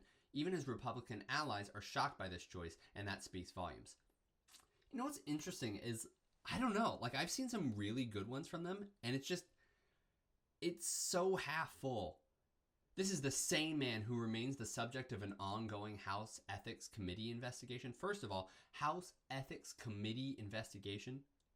Why did you use so many logical words there? Why didn't you say, is currently being investigated for ethics violations? Why did you make it so scientific and less emotionally resonant? It's crazy. So they actually did a really bad job at the beginning of that, but it is what it is. Also, you start with, Donald Trump just nominated Matt Gaetz to be his attorney general. Why did you lead with a logical sentence? There's not even a problem. Deborah, can you believe it? Question. Donald Trump just nominated Matt Gaetz to be his AG. And this is the same man who is currently being investigated for ethics violations. And this isn't just us saying this. Even his Republican allies are shocked by the choice, by this choice. And it speaks volumes. All right, that would have been a better way to write that. Still not perfect, but better. I'm going to try and find you a good Act Blue one. I wish my link still worked. But from here on out, it gets pretty good. But this follows a disturbing pattern, pretty strong, in recent days of Trump appointing unqualified people to cabinet positions, like a Fox News personality to be the Secretary of Department of Defense. That's some pretty good positioning there. Fox News personality, not, of course, the only soldier in 60 years, but it is what it is. Donald Trump is making good on his promise to install loyalists who will do his bidding. All right, we're getting some powerful here. In the fourth paragraph, so I think they took this like, remember the 3-act story where it should go up and you should strike at the top? I think they just went as low as they could so that they could strike at the top. But anyways, poorly written, but I know that they write good ones. Let's get through the good final paragraph. Donald Trump is making good on his promise to install loyalists to do his bidding. All right, so now we sound very dictatorial. That starts with nominating Matt Gaetz to be AG. They will weaponize the DOJ to protect themselves and their allies, and we must stop them from executing Trump's plans for revenge and retribution. Oh, look at all those power words that we snuck in at the last minute, right when we need you to give us money. Good job. Do his bidding, very dictatorial. Weaponize the DOJ, very visceral. It's going to weaponize it, right? Protect themselves. Execute, not carry out, right? In this case, execute, while being more Latin, is it's technical and military-ish. So like I said earlier, sometimes you want to say combat instead of fight. Sometimes you want to say execute instead of take action, because it has certain connotations with it. So normally I'd say you need to you don't say like take action, you don't say execute your fitness routine. That sounds too scientific. You say finally take action and start seeing the results you want, right? You don't say execute. That's weird in that situation. In this situation, it sounds aggressive and militaristic, so it's a good choice for revenge and retribution. So we got that nice alliteration there. We'll talk about that when we're talking about writing beautifully in a couple more episodes, but that R and R is extremely powerful. So now we hit them with the call to action, which is way too long. Can we count on you to contribute $50 or what feels right to you to support the Harris Fight Fund program to make sure we hold Trump and Gaetz accountable and prevent them from undermining our rights? Now, why did you make a call to action that's 5 lines long? You shouldn't do that. Can we count on you to can we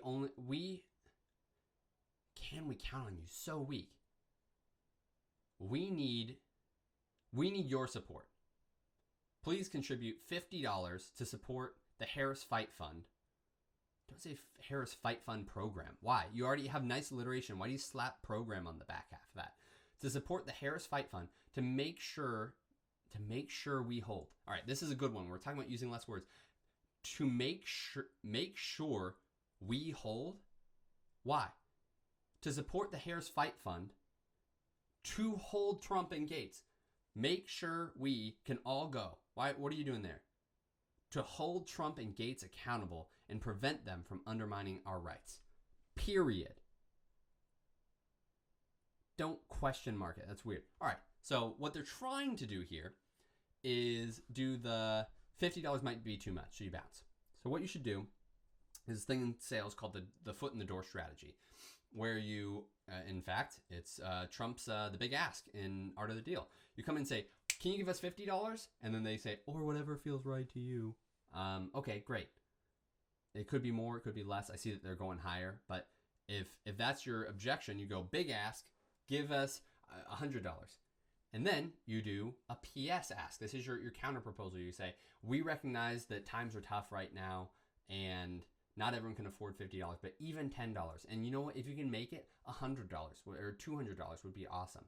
Everything helps us hold back Trump and Gaetz. You can use the PS to do that later on. And you go big ask early in the body, so it isn't quite so. It's like you're undermining your own belief in ask. You're like, or whatever feels right, man. Just do it. It's honestly not that great of an email, but they use some good evocative language in that fourth area here. Let's see if I can find something else that's pretty good. All right, that one's looking good pretty far. It said, this is it, Deborah. Let's do that one. Our end of month deadline is tomorrow. Oh, awful. All right. And just, come on. You've got to be able to write a better email than this. I know you write good stuff. We are being outspent. Good. Give me something. There you go. There you go. Where? Oh, thank goodness. We are being outspent. Good one. $47. Great way to open an email. Start short. Start short. Just, I don't know why. It'd be better if you started with like a sound or a short statement or something. You go, we're underwater. Help. Much more visceral than 47. I don't know what to do with 47 there at the beginning. But at least they started with a short line instead of a long line, right? This is the donation. That is the donation we are asking you to make to Kamala Harris's campaign for president today, especially today. No strong opening. Honestly, I can't believe it. $47 because we're being outspent by Trump and his allies in several battleground states. If we don't have the resources to respond, we could lose this election. That's the first good thing you said on this email. $47 because we're going to need to be ready for anything Trump throws our way over the final 10 days. Great. Yesterday we're talking about those 3 things. Hit point 1, point 2, point 3. Start again with the things you need them to say. Ding, ding, ding. All right. We're going to say $47 because each one's going to start the same way. This is a powerful rhetorical technique. Use it all the time. And we'll figure out better ways to do it in our writing evocatively section in a couple of days. So $47 because we're being outspent by Trump and his allies in several battleground states. If we don't have the resources to respond, we could lose this election. $47 because we're going to need to be ready for anything Trump throws our way over the final 10 days. $47 because this is our last end of month fundraising before the election. We need to reach persuadable voters before they vote, or it will be too late. That's a word salad, man. What are you doing there? And then again, last end of month fundraising. Why are you using this mealy mouth nonsense? That's not how you write an email. You say $47. Last end of month fundraising before the election. $47 because this is our last chance. These are professional copywriters trying to run a campaign. I know they lost a lot of talent to the Biden and Obama program, but like, what are you doing? $47. How I would write it, because this is our last chance. We need to reach persuadable voters. Persuadable is too long, too many syllables. We need to reach every voter. I wouldn't say voters vote, but we need to reach every patriot. That's going to be more of a Republican word. We're going to reach every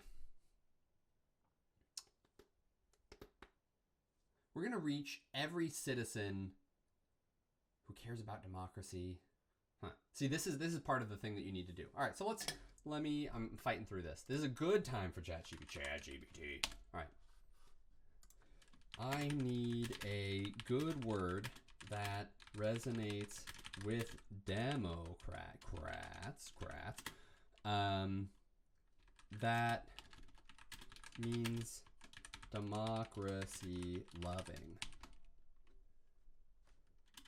Give me 10 ideas. A good word, but I need a noun. What are they? Should say resonates and not resonated, but whatever. Come on, ChatGPT, right?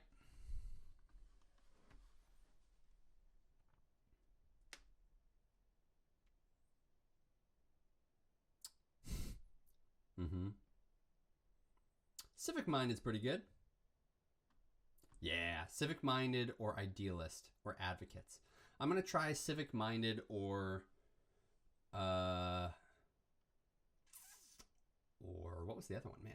Progressive, civic-minded, advocate. All right, let's try civic-minded real quick. Oh, no. $47 because this is our last chance, period. We need to reach every civic-minded person before they vote, or it will be too late. Better to reach persuadable voters. Ugh. Give them something to like about themselves. What's something good? What's a quality? If they do this, what am I? If I donate to you, why am I a good person? Tell me right there. I'm a civic-minded person. I'm a caring individual. Just tell me. Come on, write a good email. As you read this, thousands of people are donating $47 of their own. Okay.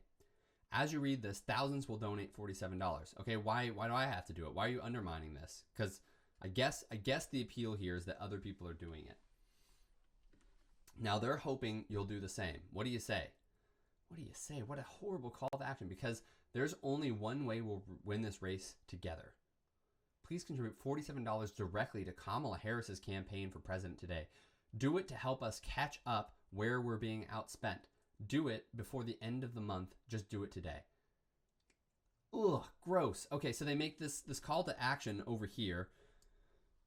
As you read this, thousands of people are doing it. So what they did here is they got up $47. This is like the peak of the email, and then they just they let it fall down, and they make a call to action afterwards. So $47 because this is our last chance. We need to reach civic-minded voters before they vote, or it will be too late. Do it to fight back against the Republicans. Do it to help preserve democracy. Do it because XYZ, because there's only one way we'll win this race together. Don't say, what do you say? That is the softest, saddest call to action. It's so bad. Just do it today. Ugh. Then there's your call to action. All right, good, sort of. It had some good parts. Let's see. Deeply concerning. Pretty good. Yeah. All right, this is feeling good so far. Deeply concerning. We won't mince words. Power open. Good for you. NBC News has published a deeply concerning poll result for our campaign. Way to set the stakes in the beginning. Harris Waltz emails campaign. What have you been doing? Donald Trump has gained 5 points against Vice President Harris. It's an emergency. All right, so we've come in. We've talked about the problem immediately right out the gate. Deborah. I'm Deborah. That's me. Thank you, everyone. Deborah, you know our future rides on winning this election, so we're asking you directly to pitch in a few bucks before our end-of-month deadline. It's the only way we'll hit our donor goal in your area to turn out voters across battleground states. Why are you doing this? Why do you add in so much unnecessary information? Deborah, you know our future rides on winning this election. Deborah, you know how important this is. That's why we're asking you, don't mention the end of month deadline. Okay, that's why we're at, we only have a few days left. So we're asking you to donate a few bucks to help us turn out voters across battleground states.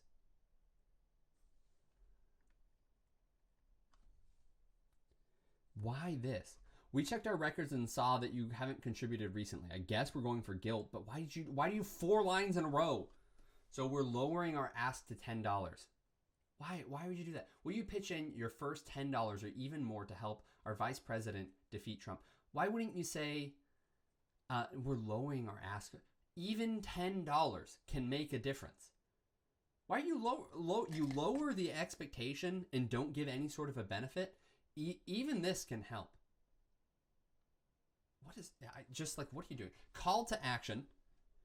Then we hit it more. Okay, so this is basically a problem, agitate, solve, outcome problem. Probably is how they do that if we did that well. So we could do call to action here, and then we have another like back half. Even $10 helps is how they should have written it. Then we go, we've reminded our team for months that we have an uphill battle. Now some folks online are seeing the evidence trickle in and are starting to worry, but that won't do us any good. Instead, you can make calls, you can knock on doors, you can post online, or you can take the easiest action of all, donating to support our team at Harris Waltz. Okay, so we're solving it. So we say even $10 can help push back against tyranny or whatever this audience is going to respond to, right? So then you can click in, you can take action and say, don't do any uphill battle. So we've just solved it. We've just done call to action. Now we need to have an outcome. We should be looking forward, if Harris wins, we are looking forward to a world where, X, Y, and Z are better, where this group is treated better and, we're investing in infrastructure and whatever her campaign promises were, right? But it is an uphill battle. So now we've gone outcome and we're going back to problem. I don't know what they're doing in the second half of this email. Outcome, good outcome, but there's a problem. It seems like an uphill battle. But the good news is we're falling behind in key battleground states. But that instead, you can make calls. You can go knock on doors. You can post online. Or you can take the easiest action of all, donating to support our team at Harris Waltz HQ. That's the biggest part. Erase those next couple of lines. Get rid of them. Let's be clear. Vice President Harris is pouring everything into this fight, and we owe it to her, to Governor Walz, to ourselves, and to our country to make sure that each one of us gives as much right now as we can. Butchered that. It's the only way to avoid waking up in 2 weeks with Donald Trump as our president-elect. That's a good line there at the end. It's visceral. It's something that a Democrat would say and respond to. But why do you go up, down, up, down, up, down with your emotional path? You need to go up and then strike at the top. I think you're getting the gist. All right, enough with the Kamala Harris. Let's go Donald Trump. When was Trump shot? July 13th, 2024. Okay, here we go. David, this is my final message to you. First of all, they got my name right, so there's that. Trump Vance, emergency Trump broadcast. Good start. It's short. They used color to call it out. It says, my final message to you, and there's emergency. Wow, good alignment between your subject line and starting line. In 2 hours, I take the stage for the final time before my end of month deadline. You don't need to keep saying end of month deadline, y'all. Jesus, it takes people out of it. And David, I'll be blunt with you. This is good. This is good copywriting. Dangerously liberal Kamala Harris. Maybe a little clunky, but at least it's visceral. Kamala Harris is dangerous. And she's already amassed more than $250,000 in her ruthless bid to usurp control of the White House. Usurp is good. It's like kind of getting dictatorial, but I think it's like it's a short word. But this is why short isn't as good of a thing, because you kind of go, as a native English speaker, you go, that's a little bit less visceral. Usurp control. Do I care about control being usurped? I don't know. So I might say in her ruthless bid to take over the White House, to steal the White House, to, I don't know. Those are good ones. But my campaign has a force that's far more powerful than a legion of liberal billionaires. All right, great. My campaign has a force that's far more powerful. All right, so we're giving hope. We're moving up. We're giving some hope to this problem. We're going problem agitate. It's not good. She's trying to take over the control. We're getting into the solve territory. A force that's far more powerful than a legion of liberal billionaires. All right, so we've identified an antagonist, and we've used some alliteration. A legion of liberals. And legion, there's a rhetorical device that we'll talk about in our making things evocative thing, where you make things kind of bigger or less than they are when you use a term. We're not literally a legion, but when you use that sort of metaphor that we are a legion, that we're an army of subscribers, that we're an army of supporters, it's very evocative. It gives us a sense of belonging, but it also makes us kind of feel aggressive and powerful. That's a good move. That's good copywriting. I have you. Highlighted in yellow, centered, unlike the rest of the things here. That's a good use of design so that you can actually kind of see some stuff here. Crooked Kamala is counting on MAGA Nation to sit by. MAGA Nation, weak branding, but Crooked Kamala, not Commie Kamala, that was some people's favorite, but is counting on MAGA Nation to sit by, stay home, and do nothing. But I know that would never happen. I don't know. I have you feels like the high point to me. I have you. And before I take the stage, I'm calling on 2 million Trump patriots to chip in and endorse Trump for president. I have you. And before I take the stage, I need your endorsement. I need your endorsement. There you go. Done. Endorse Trump. Okay, good. So now we've done our first call to action. And now we have an opportunity to kind of do like a PS thing. We don't have to have the call to action. We have another one. So what are we doing? Now that we've hit the high point, we've made the call to action, and people haven't gone, what do? I think we should sell the dream to them, right? I need you to know this. Your support is all that stands between us and total tyranny. Only with your support at this very moment will we win back the White House. I'd switch those, right? Only with your support at this very moment. Little clunky.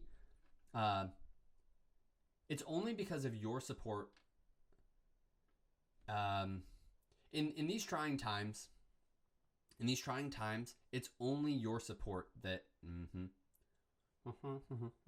In trying times, what I don't like is that's kind of a distraction at the beginning of the sentence. It's not doing anything. So I'm going to take out the immediacy problem. I'm going to say, only with your support will we win back the White House. We can have a dream. We can go back to those days of the American dream of economic prosperity and a world without wokeness. Hey, look, we got 2 W's in there. That's a good one. But I need you to know this. So we gave the outcome. Now we're going back to the problem. But I need you to know this. Your support is all that stands between us and total tyranny. If you don't act, we could be facing another 4 years of unchecked corruption. Corruption's a weak word there. Of unchecked, I already used tyranny. Of unchecked evil? Of unchecked... I'm going to just say tyranny for the heck of it so we can move on. But again, another... give me synonyms for tyranny. That was awfully spelled, but it knows. It knows. Here's some synonym for despotism, oppression, of unchecked, totalitarian, dictatorship, repression. Repression's good. Of unchecked,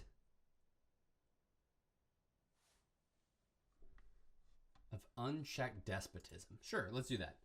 Of unchecked despotism. So I'm humbly asking you, with the future of America hanging in the balance, to join me today. Endorse Trump. That's where I'd put it.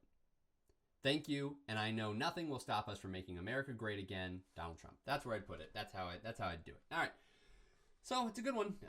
They did a lot of things better, but they could use some better formulas, or else they kind of go up, and they don't, like, someone didn't click that first button. Why? They needed something else, and you need to give them something else instead of just trying to go more up. Not a great strategy. The resolve is only stronger. This resolve is only stronger after another attempt on my life. I don't know. Don't have an email from him after the first assassination attempt, but this is after the golf course, I assume. So Trump, Vance, make America great again. I don't know why we're putting that at the top. I didn't mind it the first time, but the first things I see here after that is I see the flag effectively, and then I have the date. Why do I care about that? Alert from Trump. I care about that. We could highlight it like we did in the last one in red and center it. Alert from Trump.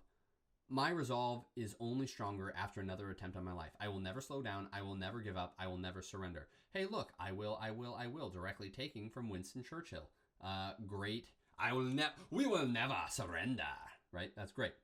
I thank God every day for having supporters like you on my side. On November 5th, we'll make America great again, MAGA. Oh, okay. What am I supposed to do here, man? It's a good one. I assume this is a donation email, right? My resolve is only stronger after another attempt on my life. Alert from Trump. They just tried to kill me. But my resolve is only stronger after another attempt on my life. I will never slow down. I will never give up. I will never surrender. That's what being MAGA is all about. And I thank God every day for having supporters like you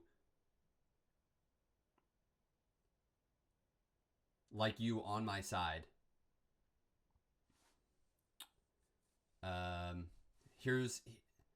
And I need your, there's never been a crazier time. I want to do this trying times again. Call to action. Make America, all right. I thank God I will never surrender. I thank God every day for having supporters like you on my side.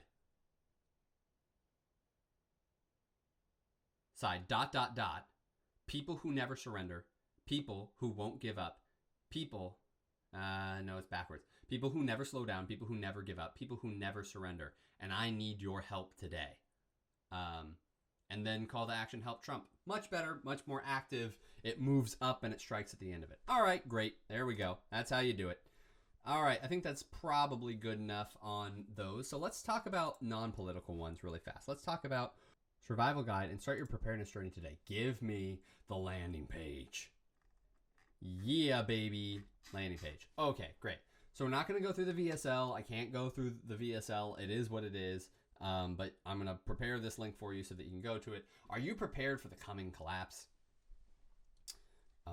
Let me just briefly go through this really fast and see what languages they use. My name is Chris, aka City Prep. We've had multiple incidents that could have easily defined a generation by themselves. Prepping guide, no teaching the timeline, global prepping system that you can follow to prepare for months or even years. All right, so what they do here is they're coming in, they're saying, here are all the problems right now. Here's some visceral images of things going on bad in the news. They could have defined a generation, and we're putting together this guide that helps you stay safe and start preparing, right? So there's, let's ignore the VSL. Again, you can watch it on your own. 18 hours of training, 140 lessons, 5.0 average rating. Okay, that's impossible. That should say 4.9 or 4.8 or something. Something, man. You can't have all 5.0s. Not trustable. But we got some nice social proof up there. And we hit the problem right away. Are you prepared for the coming collapse? From the home of Chris, aka City Prepping, inflation, government outreach, social decay. This starts stronger than the video does. Hatred of both sides continues to grow, while trust in government is at all-time lows. And don't get me started on Russia and China. With so many pressing issues colliding together at once, it's easy to feel anxious and overwhelmed. But as hard as the last few years have been, it's about to get a lot worse. Man, that'd be a good campaign email for Donald Trump or Kamala Harris, huh? Bring out the problems. Start with short little sentences. Inflation, government overreach, societal decay. Hatred on both sides continue to grow, while trust in government is at all-time lows. We're revealing the problem. Don't get me started on Russia and China. We have this nice aside that kind of breaks things up. We put it in parentheses. It creates a break in the rhythm. And it identifies our antagonists. With so many pressing issues colliding together at once, it's easy to feel anxious and overwhelmed. So now we're agitating the problem a little bit. But as hard as the last few years have been, it's about to get worse. Oh no, it's worse. More agitation.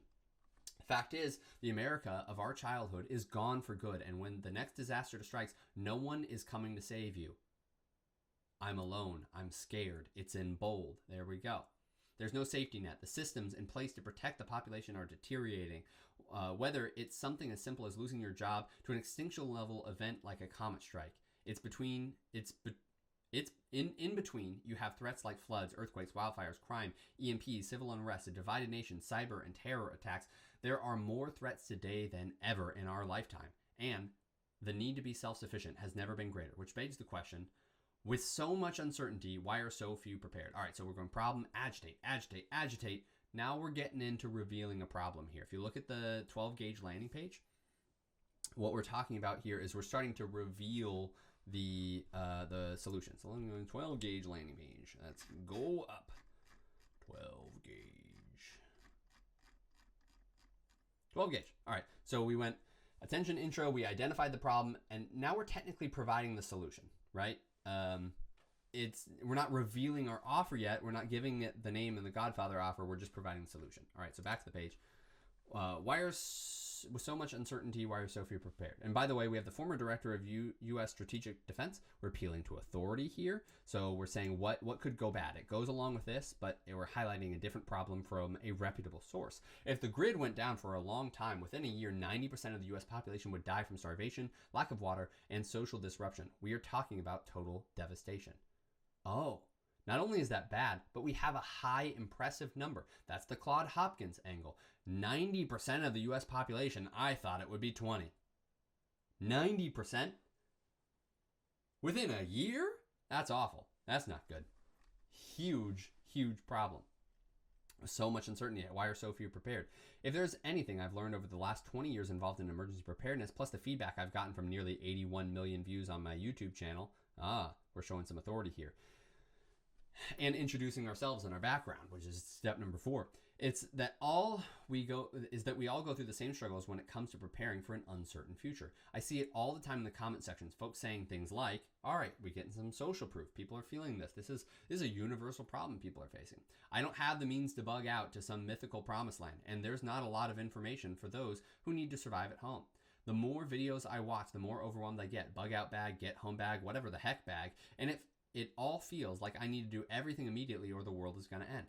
With so many SHTF scenarios, I wish I had a step-by-step game plan to get the right food, water, and tools in a more focused and efficient way. If any of these sound familiar, trust me, you're not alone. Here's the problem.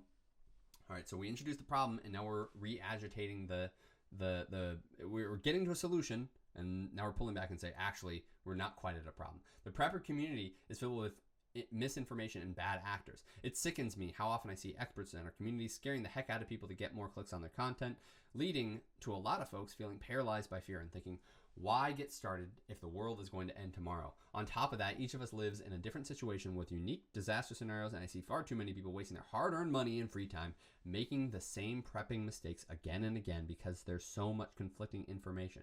For example, the 3 biggest mistakes most people make when preparing for a potential disaster. Let's break down. I don't love that subject line. That's an awkward transition. The 3 biggest mistakes people make when doing that. For example, the 3 biggest mistakes. Let's break down some of the most common mistakes people make in our community. So it just doesn't flow if you're reading it along. For example, the 3 biggest mistakes most people make when preparing for a potential disaster, that if they aren't solved, XYZ will happen. So let's break down the most common mistakes. So if you're actually reading through this long form instead of just scanning, that's a little awkward. But all you have to do is kind of continue that sentence. There's basically a dash there, and you just need to finish your sentence, and then you can keep going and make it flow a little bit better. There's a mild sticking point there. I doubt it affected conversion rates much. They never get started because prepping is too expensive. Trust me, I get it. When you're just starting out, prepping can overwhelm and like this huge financial drain. And it can feel like this huge financial drain. I already can feel overwhelming and like a huge financial drain. I would say A instead of this, maybe. And sadly, too many people will never get started because they think that they need all the expensive gadgets to survive. But what you need to realize is the most essential prepping items are actually the cheapest. A few days' food, some basic cooking and camping supplies, and processing water are much more important than expensive Kevlar body armor and solar panels. Now, don't get me wrong, having a backup generator or high-efficiency solar panels is great if the power grid goes down, but don't let these sexy big-ticket items hold you back from getting the essentials. They think they need a bug-out location in the woods. So now we're going into objection handling, right? That's another one on the 12-gauge landing page. They think they need a bug-out location in the woods. Ah, yes, the mythical cabin in the woods that you can run to when shit hits the fan. Oops, sorry. But what if I told you jetting off to the woods is not the best place to be when disaster strikes? Bugging out with a specific place to go makes you nothing more than a refugee. Plus, you're exposed to the elements of a potentially hostile area or someone already occupying your bug-out location. Which is why it's actually best for most people to bug in at home. And in the next section, I'm going to show you what you need to survive no matter where you live, whether it's in a high-rise apartment complex, a house in the suburbs, or a remote location. And the final mistakes I see most people make is they don't have a step-by-step roadmap for their specific situation. Now we're getting into like a unique selling proposition and what other people have. Now I've recorded over 400 videos on YouTube helping people prepare for an uncertain future, but plus there are thousands, God, this is a long landing page. Plus there are thousands of forum threads and blog posts online. It's great content is superficial data dumps about food, and it's all presented in disorganized fashion. Here's the truth. If you want to be fully prepared, you need a custom tailored roadmap. So that's why not just to watch his YouTube channel. It is getting a little long, so I'm gonna stop going word for word, but I am going to put this in the description. You can go through and read it on your own. It's very well written, better than any of the emails we read today. As you can see, I didn't pause to fix it every 5 seconds. So good thing we have long form here, giving you everything you need. Peace of mind, protection, survival. I don't even have to read those other things. I'm like, oh, that's what I want. I want those things. After all these problems, I want those. Who am I? What have I been doing? I did humanitarian work in these areas. I have this big channel. I do all this stuff. I'm excited to introduce you to the Prepper's Roadmap. So now we're doing the Godfather offer. Who's this course for? These people. We can start to buy. We've got some social proof. That's good. We have a bold section here because there's a lot of writing. Great course, especially for beginners. Excellent overview. An excellent course. Just what I needed. All 5 stars. That's great. How we'll achieve your prepping goals together. Introduction, setting yourself up for success. You got to have a different headline there. That's not visceral enough, right? I'll show you baby step, small bite-sized action items, building momentum as we prepare for longer time horizons. Act now, immediately get prepared for something in the next 24 hours. Okay. Here's how we'll achieve your prepping goals together. Here's how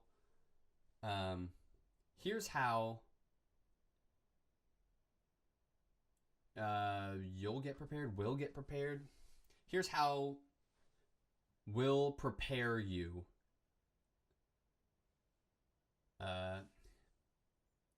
Here's how we'll achieve your prepping goals.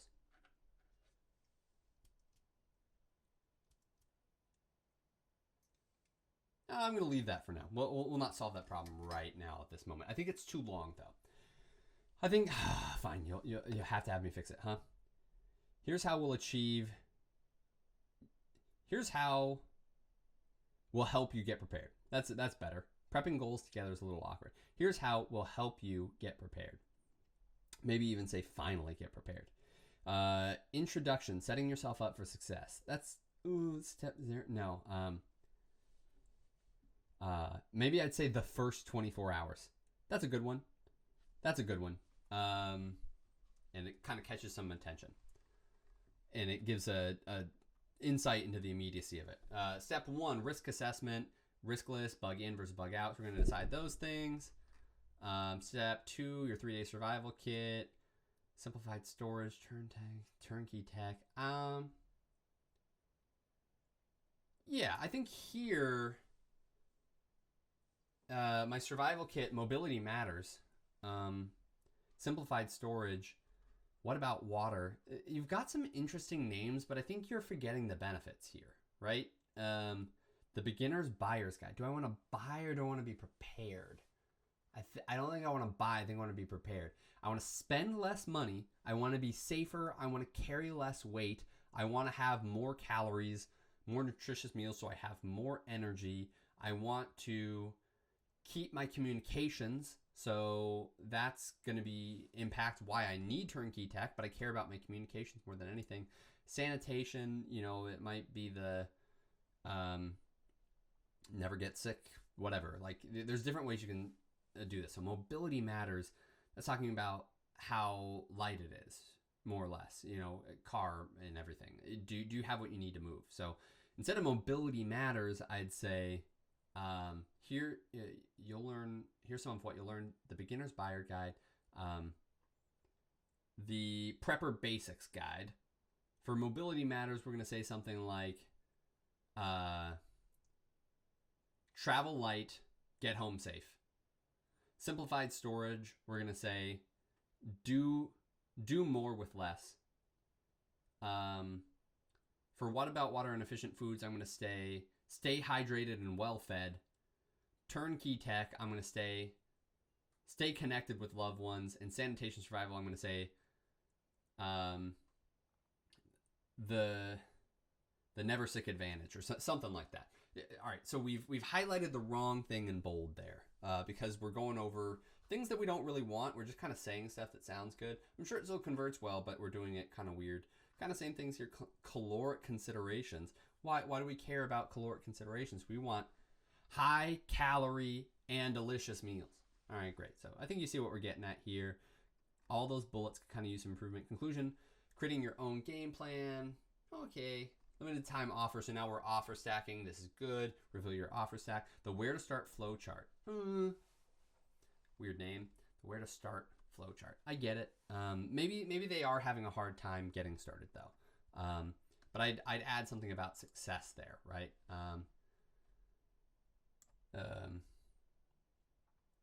The first timer flow chart. I don't know. The safety first flow chart. I've done enough titles. You get it. The long-term food storage recipe guide. That's good. Disaster checklist binder. Oh, I don't want a binder. The disaster checklist. It should solve a problem. It shouldn't just be a disaster checklist. It's like disaster preparedness checklist. That's actually not even bad. It's fine. Checklist binder. The bad news binder. That's it's fine. You can call it the binder if you give it something a little bit sexier. That's still the bad news to better. I like bad news binder. If you do that, if you're going to do the headline like that, you say the bad news binder. What you want is to address the problem in the big headline and then do a sub headline underneath that says, 25 things you need to avoid bad news, to avoid the bad news and survive and thrive, right? All right, so that's a way that we can do problem and the actual solution and benefit underneath. Recap everything you get. We got our value stack, yada, yada, yada. We got a guarantee in there. That's nice. Time to get started is now. The choice is yours. Hit it again. FAQs. This is a great way to resolve objections. You have a payment plan, it's too expensive. How am I going to receive this? All that kind of stuff. More social proof, and then we call to action. That's pretty good. All right. I think you see there's a lot of good stuff in there, but I think they kind of lost the sight of it partway through, and they really need to focus more on the benefits. That's a good one. All right. Now this one's going to be a problem because the parents landing page, it's for a product called LifeVac. And LifeVac, if I go to there, is it just going to send me to the home page? Yeah. Protect your, okay, yeah. So this one's the health/first aid product I was talking about before.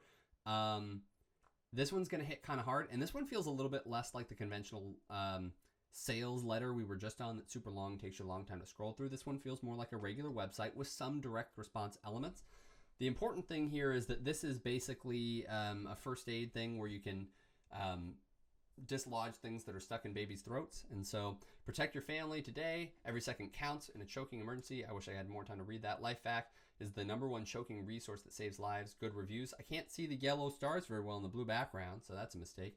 Shop now, how it works. That's a very popular combo where you take action or you can get a demo. That's a good 2-button system.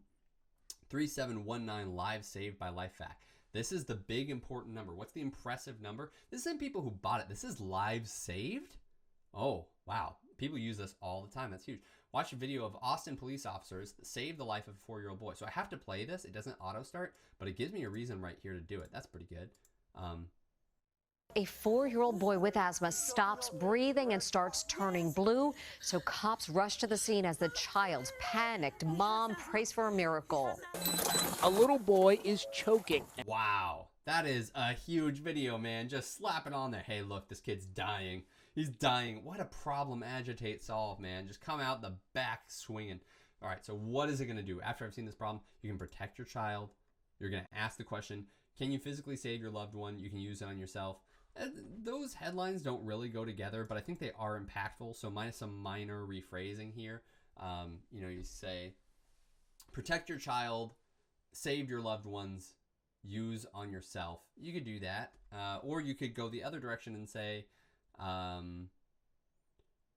you prepared to protect your child? Can you physically save your loved one? Are you confident you can save yourself? You could do that as well. Now we've got a little brief overview here of them talking about the product and what it does. You can shop LifeVac kits. We got some testimonials. You can buy it. You can see how it works. So we got some questions about the features of it. This is for the logic buyers. That's good.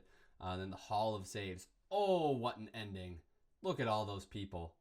An actual life saved by LifeVac. Home kit, what it does, all listed out. We got the facts. LifeVac travel kit, what every home needs to stay safe.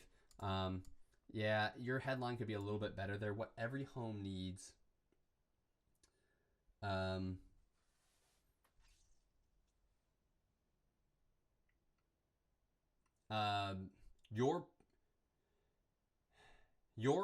Your home's personal paramedic.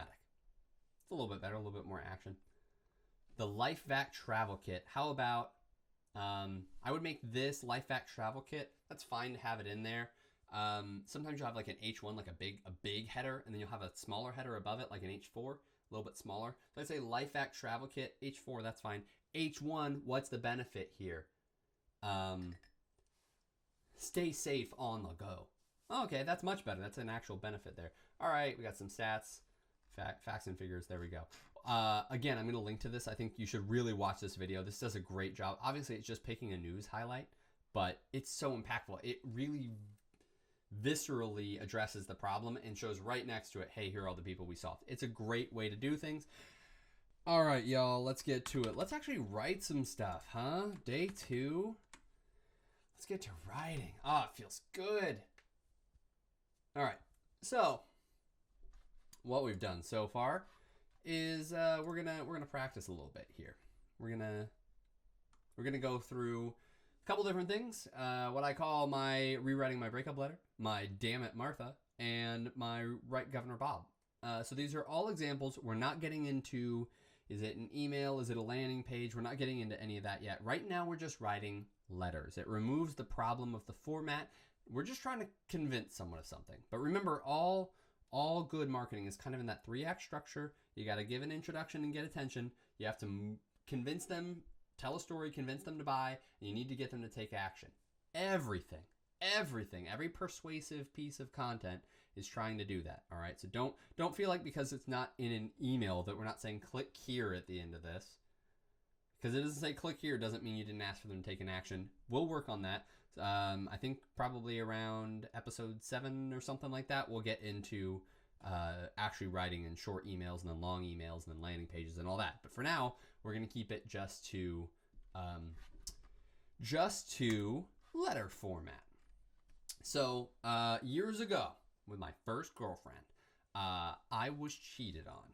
And I didn't like that very much. I got a text telling me about it. And I woke up after a long night and just hated it, and then just dumped my feelings into a text back, and it was awful. And there's no way I have that text. There's no way I can look it up. I don't have the girl's phone number anymore. I don't want to be with this girl. You shouldn't. If you're out there and you're young and you're trying to do this, I'm married. I have a kid. I'm happy. If this is happening to you in your own life, just stand up for yourself and don't be pathetic.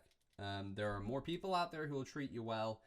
Don't grovel. It is what it is. And don't accept people cheating on you. Now, that being said, I didn't want this relationship to end. And I remember writing something really, really bad when I look back on it. It's just the epitome of writing for myself and not for someone else. It's a great example of writing done badly. And so I did my best to recreate it. I'm going to read it to you now, and we're going to talk about what's wrong with it and what I should have done that would have been better. And I'm going to mask her name, and we're just going to call her Lady, you know? All right, dear Lady, I just don't understand. What does he have that I don't? How could you betray me like this? You said you didn't even like him, and now I found out over Facebook 1 week after we break up that you've been dating this guy, and your friends say, finally, glad this finally happened. How long has this been going on? Can you imagine how that made me feel? All right, so what am I doing? I'm saying, what does he have that I don't? I don't even make a case for that. I just ask a rhetorical question. I don't say why I'm better. That's awful. How could you betray me like this? I'm hurt. You said you didn't even like him. You lied. Your friend, so rhetorical question. You lied. Your friends say that you're a hypocrite, so you're just a super liar. How long has this been going on? How has this made me feel? You made me feel bad again. All right. Weak opening paragraph. I love you so much and want to spend my life with you. I remember looking at the stars late at night, talking about our future. I remember naming our future kids together. How can you turn your back on that? Actually not the worst. I painted a picture here, a visceral picture. And we talked about this, but it is kind of sad, right? I didn't do anything to, like, what is attractive? Is it a sad sap who has no respect for themselves? Is this a picture? No, probably not. And to break up with me over text, we dated for 9 months. Doesn't that mean anything to you? So what now? I'm appealing to loyalty? I mean, I'm going for emotion. At least I'm selling it emotionally. But I said, okay, you're immoral. You're unloyal. I understand that I've been busy. I haven't been spending much time with you, and that I should have been more adventurous. I was a 16-year-old kid. Was I 15? I think I could drive at this point. So I think I was 15 when we started dating and 16 afterwards. But I could drive. I just love you so much, and I know that I can be that and more if you give me another chance. Okay, so what do you find attractive? Is it confidence? Is it strength? Is it humor? I displayed none of those. So what does she want? She wants someone who's adventurous. She explicitly said that. There was like a time where he'd come over, they're hanging out, they're both in band together. They're hanging out, and she was like, why can't you be as spontaneous as him? This is like a cry for help, right? She shouldn't be doing that. That you should get out of that relationship if they're hanging out with people and saying, why can't you be more like that? But obviously she's basically saying there, I like you more, I just wish you were a little bit different. Should that matter? Should you do that? No, have respect for yourself. But, you can be more adventurous. That is actual feedback. So I should have broken up with her and learned to be more adventurous. All right, so that's how I should have solved that. But anyways, I'll take the feedback. Anyways, that being said, what did I do wrong here? I put it in my words, not hers. I moved the story forward and backwards. So I go up and I'm like, okay, how did it hurt me? I did this, and break up with me over text. Wait, I talked about that back here. Why am I doing this? It's confusing. I don't know what I'm doing here. And I wasn't sure what my goal was. Was I trying to convince her that I was better than him? Because I touched on that at the very beginning, but I didn't really expand upon that. To convince her to take me back, or convince her that she was cruel to me? Or was I trying to hurt her? I don't know. There's no rhythm. There's bad spacing because it's all in a text. It is what it is. There's just a wall of text. And then there's a weak call to action.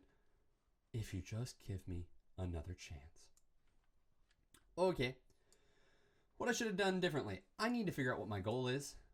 I'm going to switch this up. I'm not going to ask her to take me back because that's pathetic. Hurt her. So never contact her again and move on fast. So that's probably what I should go for is my goal is not to get her back anymore. My goal is to just convince her she made a bad decision. Maybe I want to sabotage her current relationship.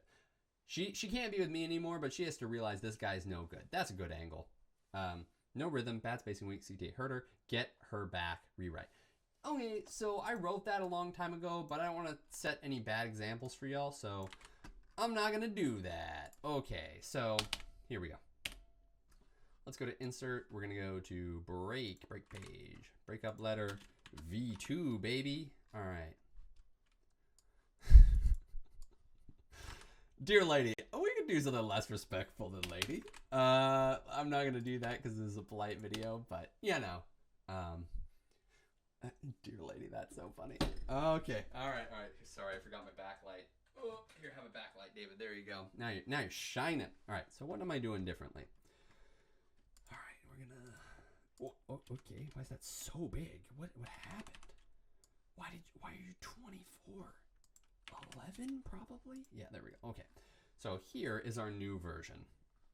So typically I want an outline. So my goal is now tell her she's wrong. She missed out. Undermine current relationship. Okay. So really the big thing is, like, let's pay attention to that rule of one. Is that gonna work there? Yeah, okay. So this is acting weird. It's probably because I'm zoomed in. Undermine current relationship. That's my primary. The other two are kind of supporting things. She's wrong. She made a bad decision. I was better. And ultimately, she needs to leave her current relationship. Get her back. We're not doing that anymore. So we're getting done. So never contact her again and move back. Okay, so here's what I want to do. So I'm going to start out with a strong opening. You messed up. Good one. All right, you messed up. So what are the things I want to do? I need to kind of get myself a rough outline here, which is I want to say you messed up. So let's go with I like that opening, so I'm going to go problem, agitate, solve. Is that a good one? I guess I could go hook, story, offer. No. AIDA. No, I think problem, agitate, solve. We're going to do that. You messed up. Do I want to do a pass up? Yeah, pass up it is. Outcome, problem. Perfect. That's perfect for this. So problem, you messed up. You messed up. So now we're doing him versus me. So him, lazy, no prospects. Oh God, this is gonna be brutal. Lazy, no prospects, bad rapper. I don't know how he felt about her family, but lazy, no prospects, bad rapper, cheater, and a liar. Liar. There we go. Wow, bad. That was awful, David. Lazy, prospects, no, bad rapper, cheater, and liar. Really just kind of an idiot. There we go. Okay, I heard some stories from her about certain things that they thought were funny in band because they're a bunch of idiots. I was a theater kid, so, you know, look who's talking. But anyways, him, me, let's see, I'm ambitious, I'm creative, I'm an athlete, I'm well-spoken and popular, you're respectful, and your parents like me. Okay.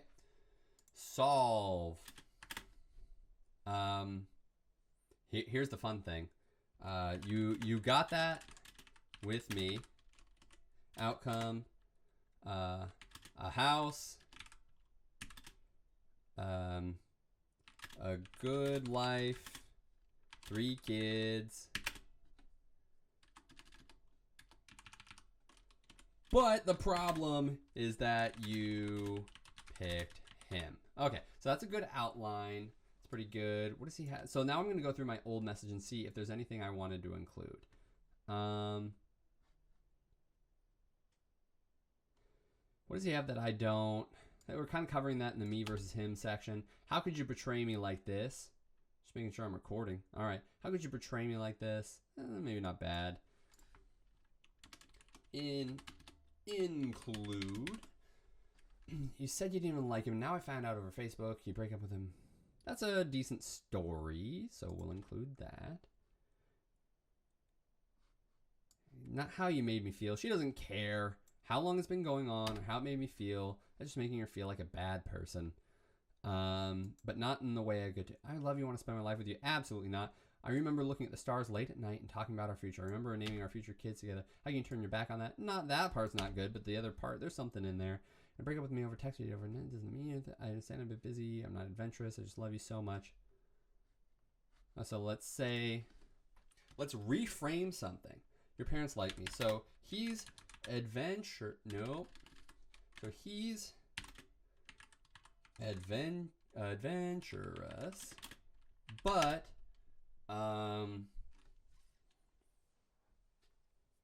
X, Y, Z, because I already brought up his bad characteristics. Okay. Finally, it's happened. I love you so much. I know you can go. Okay. Okay. So you got that with me. Some version of painting the picture.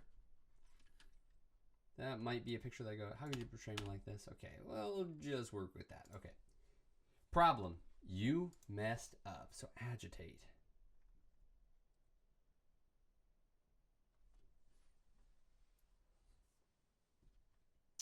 So the question right out the gate after you go this way. So I have 2 routes. I could jump into immediately why he's wrong, why he's bad, or I could jump into why she messed up.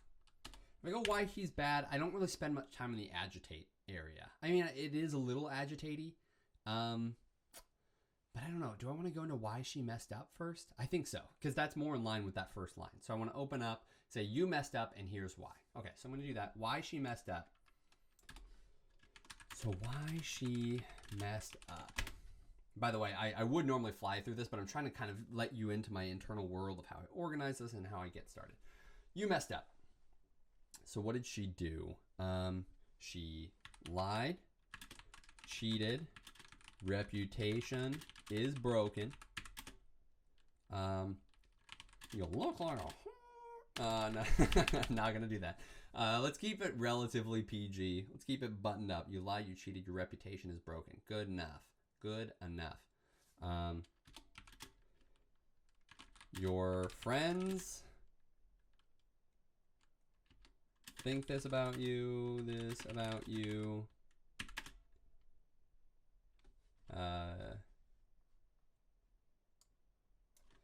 not just your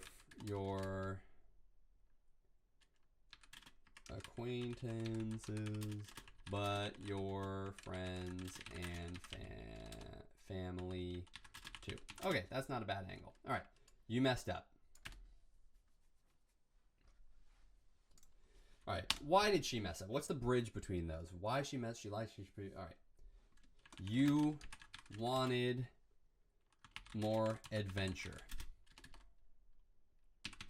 and now you've got one.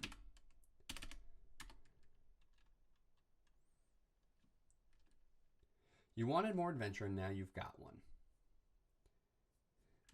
You thought bro, let's keep his identity safe.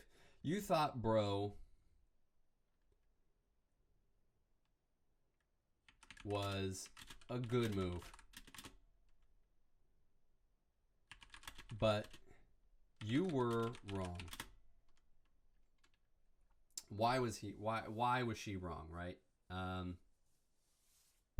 Now we're going to go to our differences here.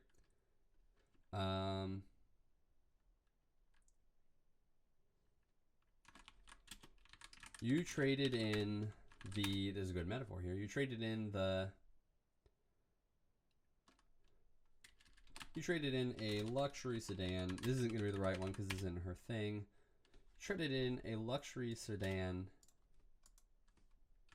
for a oh my goodness, for a flashy, oh no. Oh no. All right, she used to like Twilight. Of course she did. All right. And she was on Team Jacob. Okay, you thought bro was a good move, but you were wrong.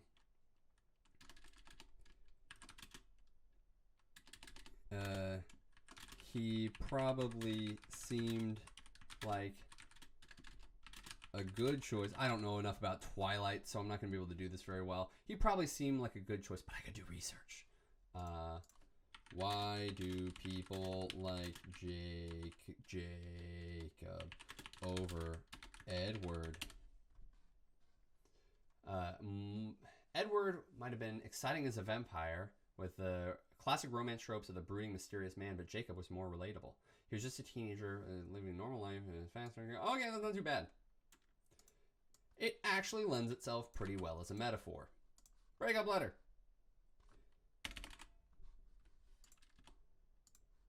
He probably seemed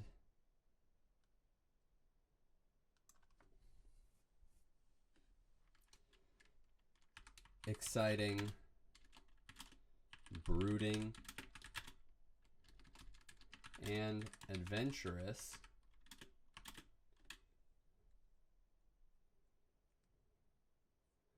So what I want to do is redo the Jacob was more relatable, but he's not blank. He's never going to be family. He's never going to, but he'll never make you happy. He'll never make you happy. All right, so I kind of picked a story she's familiar with there. He'll never make you happy. Why?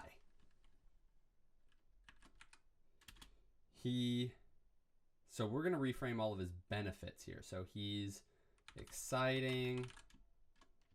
He's brooding. He's adventurous.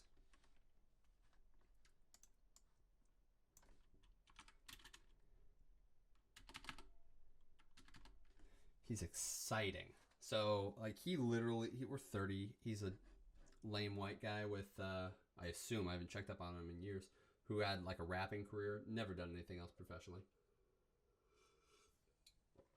All right. You thought bro was a good move. I think they might, I don't know, last I checked they might have been together. Who knows? Long time ago. I don't even have a Facebook account anymore.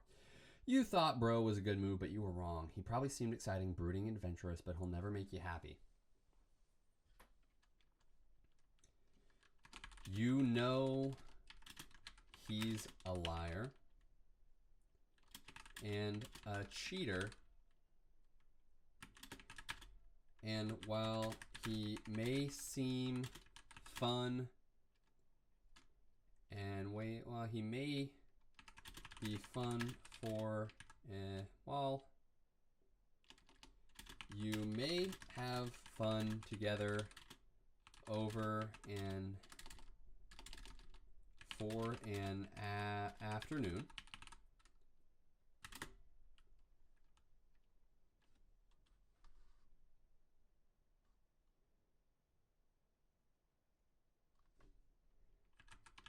He's an idiot.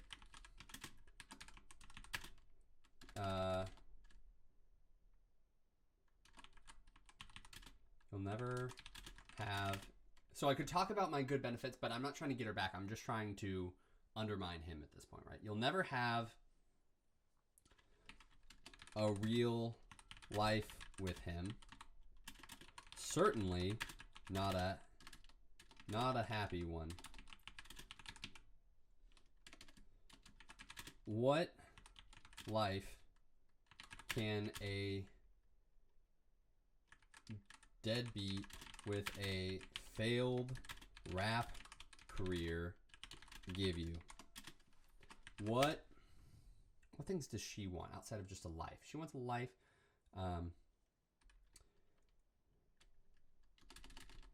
How will your family...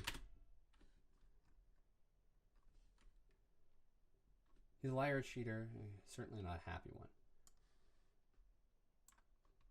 Actually, you want to flip this around. You'll never have a real life with him. Certainly not a happy one. He's a liar. No. Okay. While you may have fun together, he's an idiot. You'll never have a real life with him. Certainly not a happy one. You know he's a liar and cheater.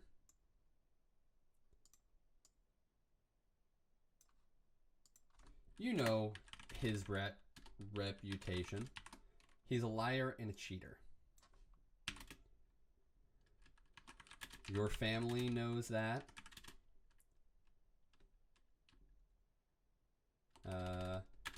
Everyone knows that, including your friends and family. And now they know you're like that too. All right, so we got into that. I don't have to talk about myself. Why your reputation is broken, not your acquaintance, but your friends and family too. Solve what you could have had with me. All right, that's not bad. And now that you know like that, you're like that too.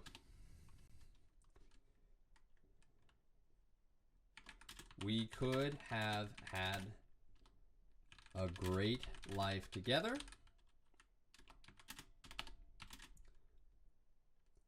Your family would have loved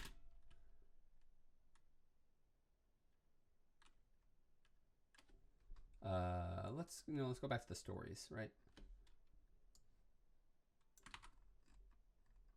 I remember looking at this. We could have had a great life together. Your family would have loved me.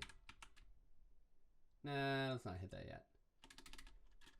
We used to look at the stars late at night talking about our future.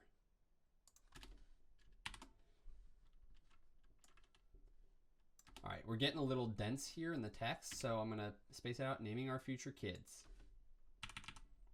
Naming our future kids.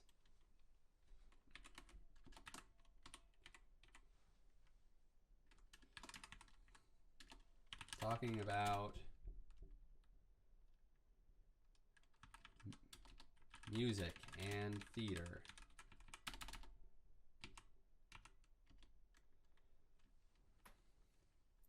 Cooking out with your mom, dad, and brothers.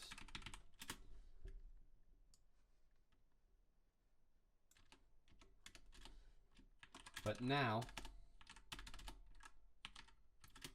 that is gone. You destroyed it. All right, so outcome, we could have had a house, a good life, 3 kids. That was okay. What did I trade in? But now that's gone. We could... Talking about our future. Naming our future kids. All right, let's get rid of the other ones. That's bigger. A good life, 3 kids. Naming about our future. A good life with plenty plenty of love, fun, and yes, financial security. Because that was a big thing that she cared about. I don't know if that's the strongest line.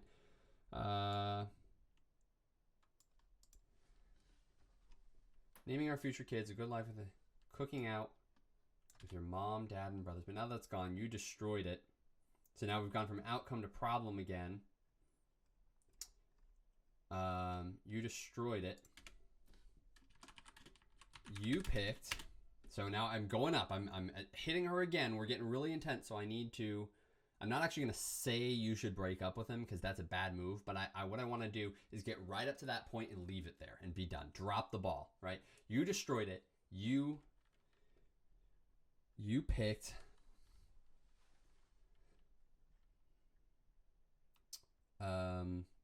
You picked the exciting.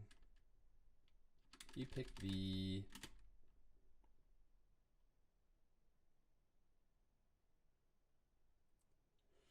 bad boy. You picked the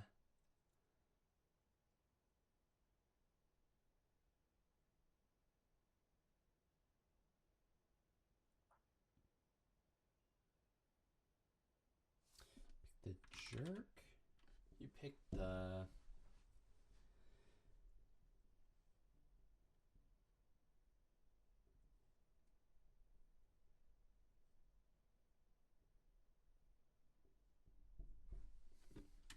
you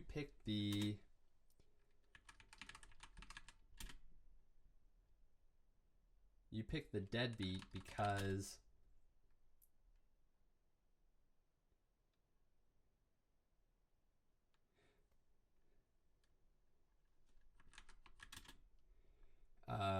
sneak out at night with you.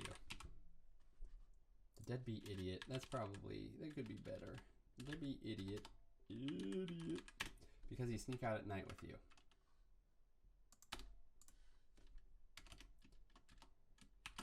But he'll do that to you too.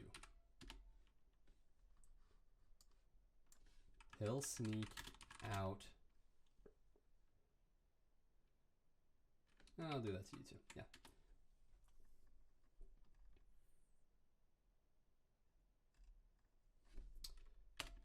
And now we're getting to call to action territory. When you finally realize it, realize your mistake.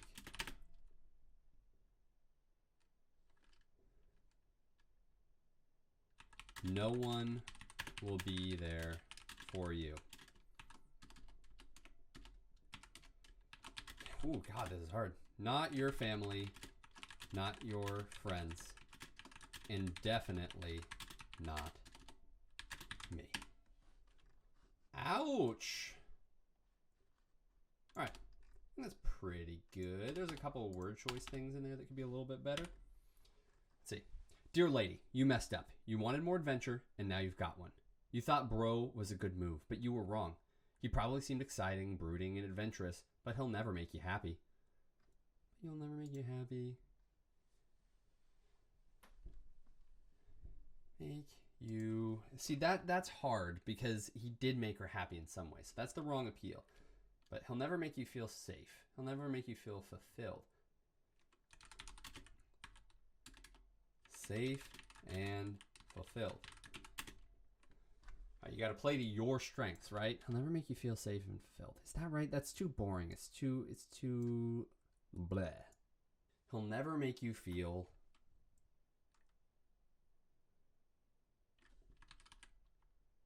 truly happy.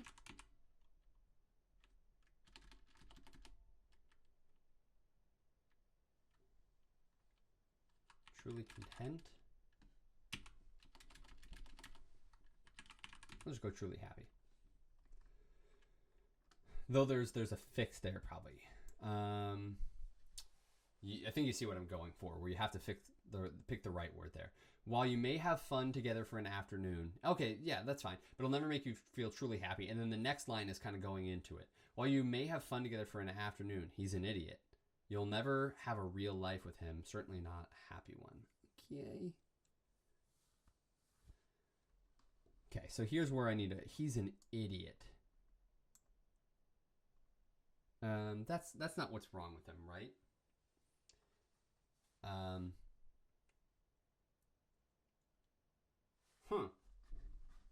Chat GPT. Give me different words for deadbeat / idiot / cheater / bum.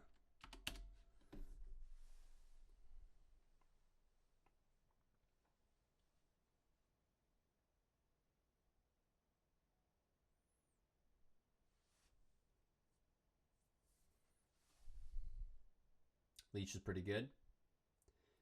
See, yeah, any of the idiot ones, that's not what's wrong with him, right? He's not a trickster, he's not a deceiver, he's not a conner, he's not a scammer, he's not a hustler, right? That's not what he's doing. For a bum, for that vagrant, for that wanderer, the beggar, the recluse, the drifter, the mocker. No. I like that parasite. Oh, yeah. He's a parasite. All right, so now we have a metaphor that we need to continue on, right?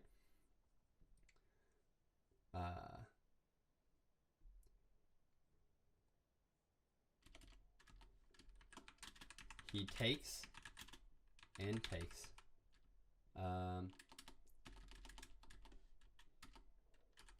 He'll take your money. He'll take your... He'll destroy your life. That's the good ones. We got, anytime you're doing these threes, you want them to escalate. You know, 1, 2, 3. They got to go up, and he'll take your money. He'll destroy your life. He'll erode your... He'll suck your soul. He'll suck away your joy. He'll destroy your life. You'll never have a real life with him. Certainly not a happy one. He's a parasite. He'll take your money. He'll suck away your joy. He'll destroy your life. You'll never have a real life with him. Certainly not a happy one. You know his reputation. He's a liar and a cheater. And everyone knows that, including your friends and family. And now they know you're like that too. We could have had a great life together. We used to look...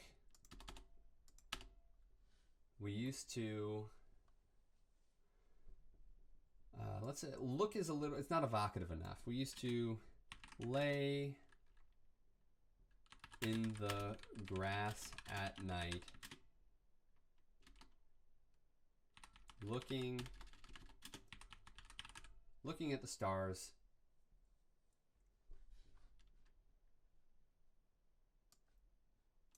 I'm going to take out the and here to kind of create some tension. We used to lay in the grass at night, looking at the stars, talking about our future. All right, now we want to start with the threes again. We named our 3 beautiful children, getting some power words in there. Named our 3 beautiful children. We talked about a life full of fun, love, and everything we could want or need. Financial security is just, it's not visceral enough, so we need to replace that. We planned on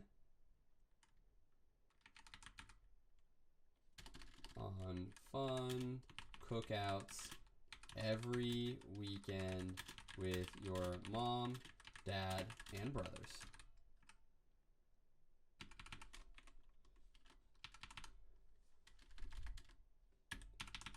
Okay. We. Dun dun dun. So now I want to make sure I organize this in a way that we named our 3 beautiful children. We plan on fun cookouts every weekend with brothers. We talked about a life full of fun, love, and everything we could want or need. But now all that's gone. So it goes up. You destroyed it. You picked the deadbeat idiot because he'd sneak out at night with you. But now he'll do that to you too. But soon he'll walk out on you too. Kept the metaphor going, made it a little bit more clear what's happening. Pick the deadbeat idiot.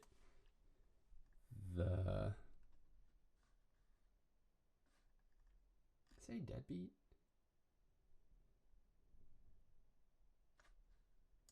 That leech. Okay, so leech and parasite, same metaphor. We'll keep it to 1. We'll keep it clear. When you picked that loathsome leech. That leech. Stupid, that lazy leech. Good for nothing. Good for nothing. That good for nothing leech just because. So I said, one thing when you're doing, I talked about this before yesterday, you make things bigger or smaller than they seem. This is a popular rhetorical technique, is to, when someone has a good point, you undermine it a little bit, and when you have a good point, you exaggerate it a little bit.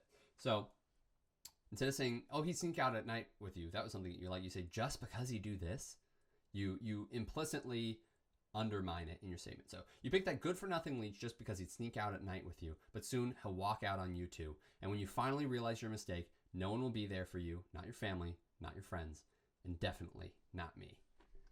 All right, that's a better one, right? All right, so I think you see a little bit of how we should write to them, pick one goal, pick one audience, and really tailor our message to them, and even how we can use a little bit of research. I knew that she liked Twilight. I kind of appealed to the Edward Jacob thing without making it like too on the nose specific. All right, now we have another fun one.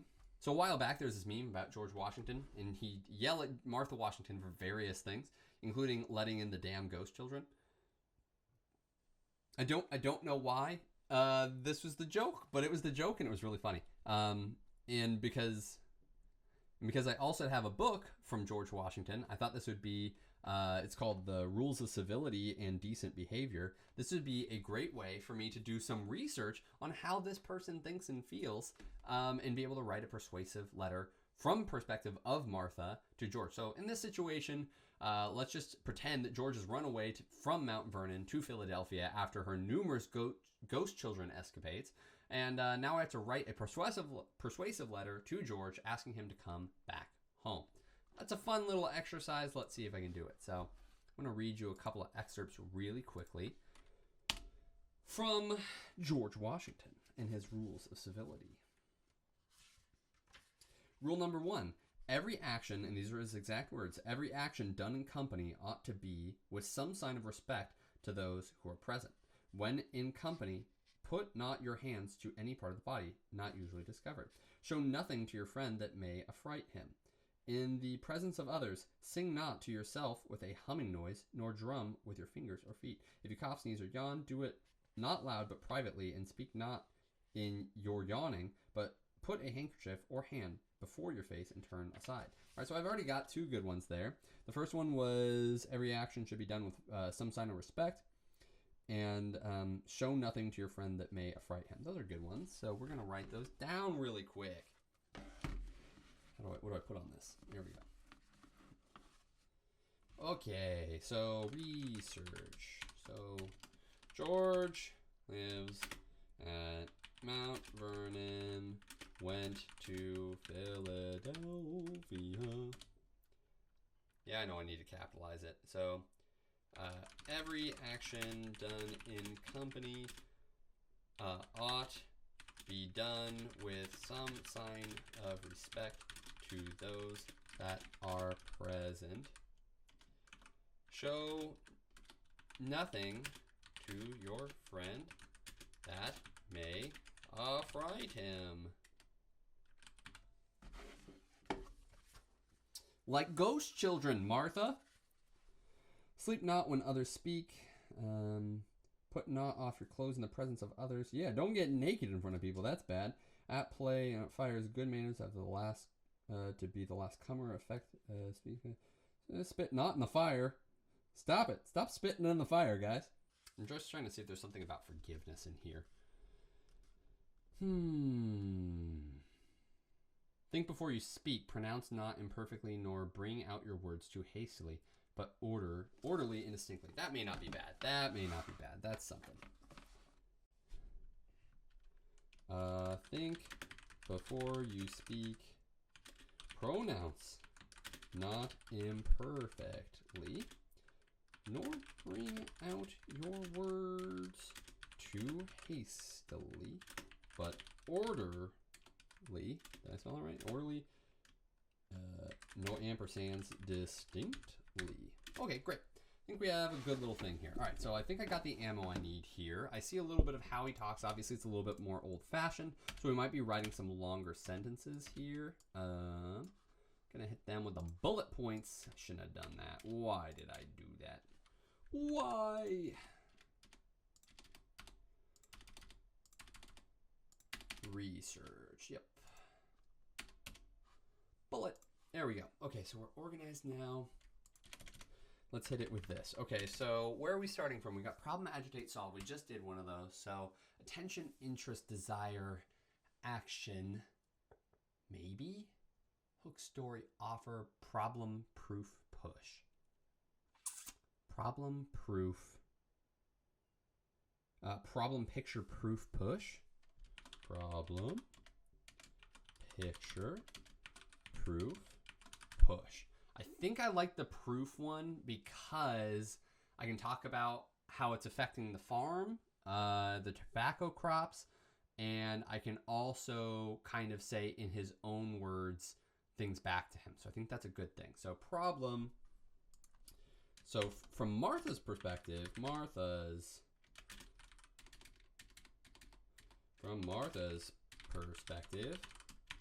George is gone. From Martha's perspective, from George's perspective, the damn ghost children. So we're gonna have to address why she's letting the damn ghost children in. There probably needs to be a good reason. Picture, what would life be like?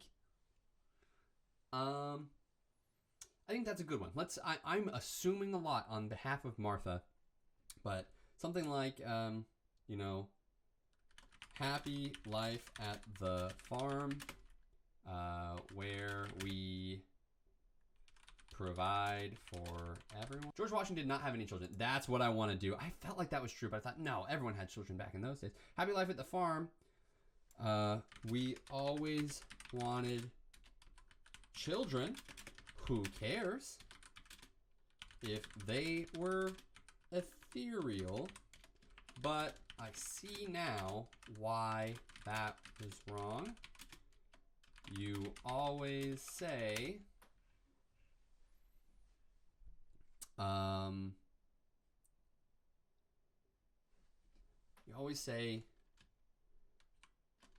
you should show nothing to your friend that may affright him. All right, so now I need to confess what I've done, but I need to lessen it, right? So I've already done that a little bit by saying, oh, we wanted children. They would have been so great because you, let's throw in some flattery, you are so wise and caring, but unfortunately we couldn't have any, and now we had the chance to have them. That must be the joke. That must be the joke. They don't have kids. Who the heck are these children? Why are they here? All right, anyways. Cool. Back to it. So, and now we have the chance to have them. Who cares if they're ethereal? But see now that I was wrong. You should show nothing to your friend that may affright him. and I have done just that to you. There is something altogether unnatural and unholy about these otherworldly spirits, and I should not have let them into our home. Now we're getting to a little bit of picture, but something altogether natural and holy about this. Should have let them into the home, but I still want that perfect life with you. I want X, Y, Z. I need you here. The farm needs you here. I need you here. The farm needs you here. Say he's in Philadelphia. He's working too hard. So your country needs you here. You need to refresh and recover. I have your favorite, I don't know, fresh venison, scalloped potatoes, and a freshly stuffed pipe waiting for you when you return. Proof push. So now we're getting the push. The proof, I need to hit on. All right, so we're kind of saying like, I've done that just to you. Shouldn't have let them into your home. So I just say, I need you here, but I need to say proof, things you say, the farm needs your guidance. And then we're at push, so those two can go. Dun, dun, dun, dun, dun, for you when you return. Okay, this is going pretty well.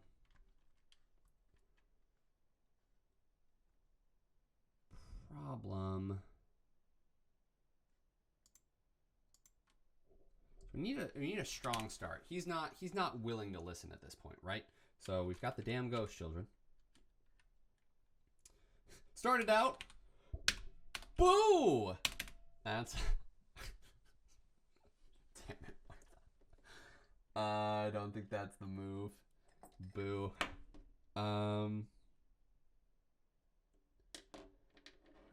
Bold claim, perhaps?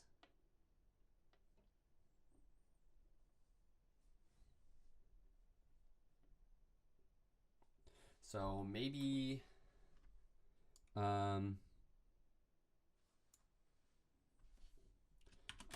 normally I'd start out with something like that, boo, but that's too modern, too fun and playful. That's my style, so I got to take a step back. This is from Dearest George. I write to you regretfully to inform you of the declining output of our estate.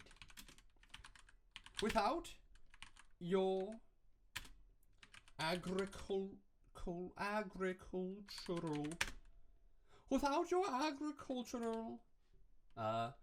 prestige, the tobacco crop, and I think he did fish drying too. What fish? Townsends fish? George Washington carried on a large business in fisheries there on the Potomac River. The shad would run up the river in the springtime, and they would literally catch thousands of shad every day. And these were very large fish. Thousands of shad every day. We are only pulling up 600 shad per day on average, and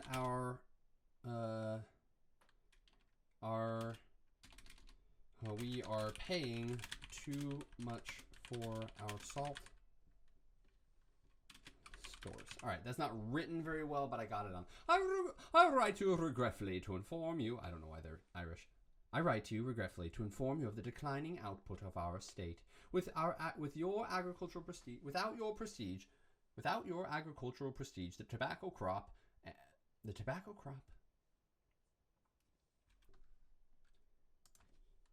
is pitiful. What is this? Space is pitiful. We only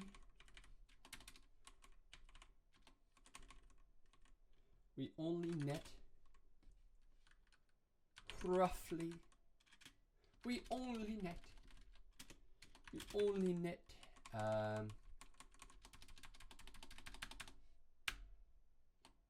we are only netting 600 shad per day.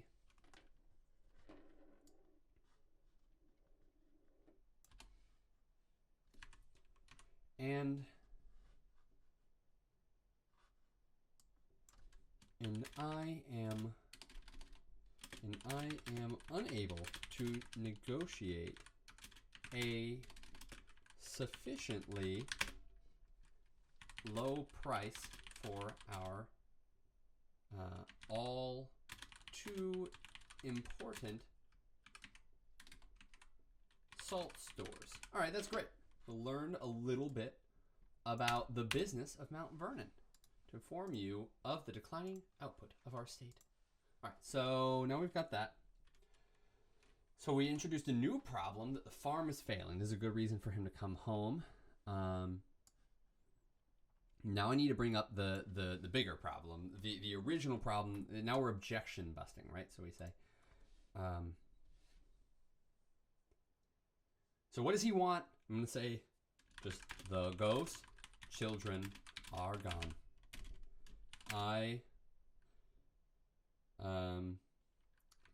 recruited the local priest who has meticulously cleansed the premises. Big words this time, because again, you use the words that people use, and he uses big words.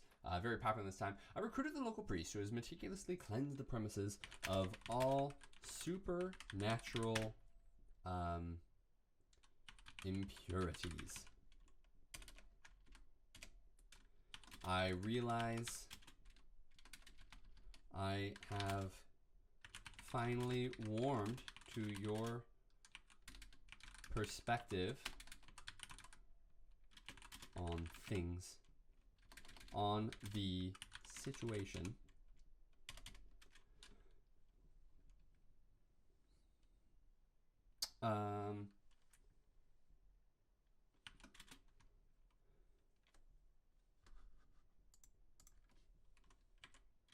I now recognize the basis of your displeasure. So instead of your fury, I'm objection busting and kind of bringing it down. Oh, he's displeasured, right? That's a good way to deal with objections. Say you're not mad, you're just displeased, right? Okay. So now we need to go into the picture section. Though I know of my wrongdoings, I would like to briefly explain the reasons for my impropriety.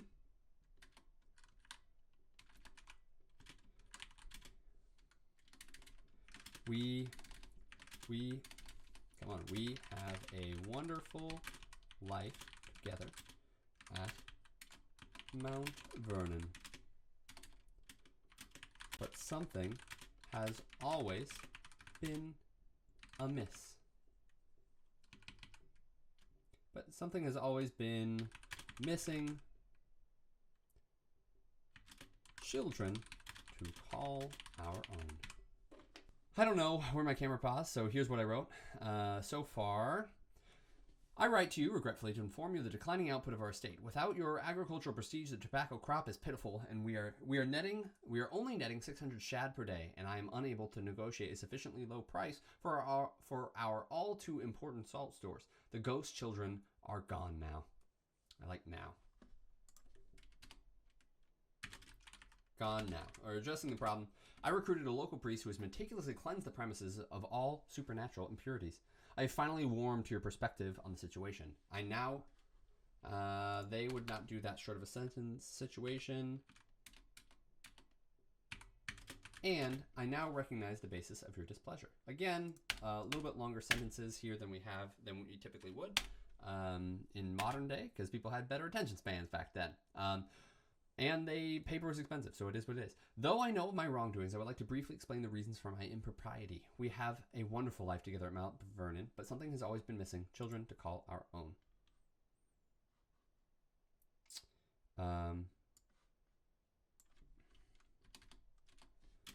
I saw the ghost children as an opportunity to pass on the happiness, love, and wisdom that I have come to adore about our life together.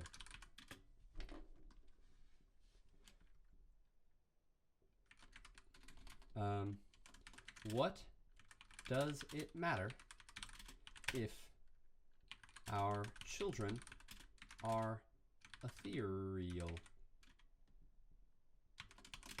I thought.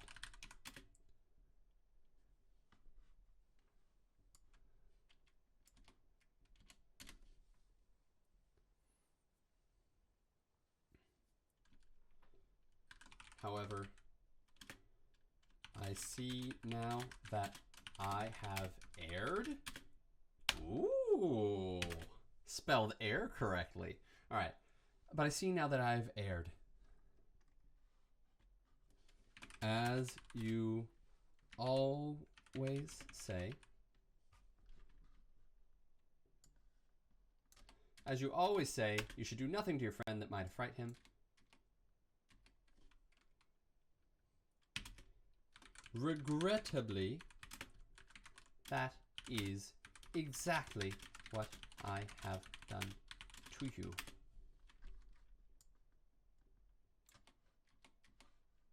To you and our home.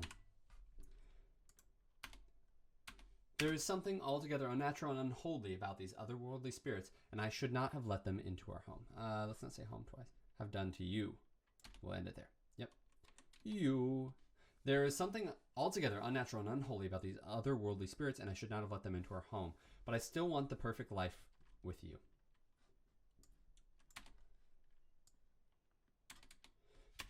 All right, sure. But I still want that perfect life with you. They would not start a sentence with the word but. I will, but they would not. But I still want that perfect life with you. I need you here. The farm needs you here. Your country needs you here. You need to rest and recover. Strong call to action. Come home to Mount Vernon and see to your estate. I shall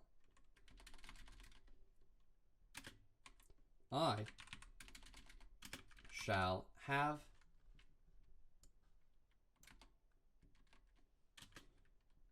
a fresh venison, scalloped potatoes, and a freshly stuffed pipe waiting for you when you return.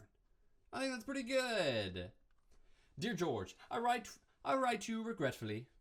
Again, Irish. I write to you regretfully to inform you of the declining output of our estate. Without your agricultural prestige, the tobacco crop is pitiful. We are only netting 600 shad per day, and I am unable to negotiate a sufficiently low price for our all too important salt stores. The ghost children are gone now. I recruited a local priest who has meticulously cleansed the premises of all supernatural impurities. I have finally warmed to your perspective on the situation, and I now recognize the basis of your displeasure. Though I know of my wrongdoings, I would like to briefly explain the reasons for my impropriety. We have a wonderful life together at Mount Vernon, but something has always been missing, children to call our own.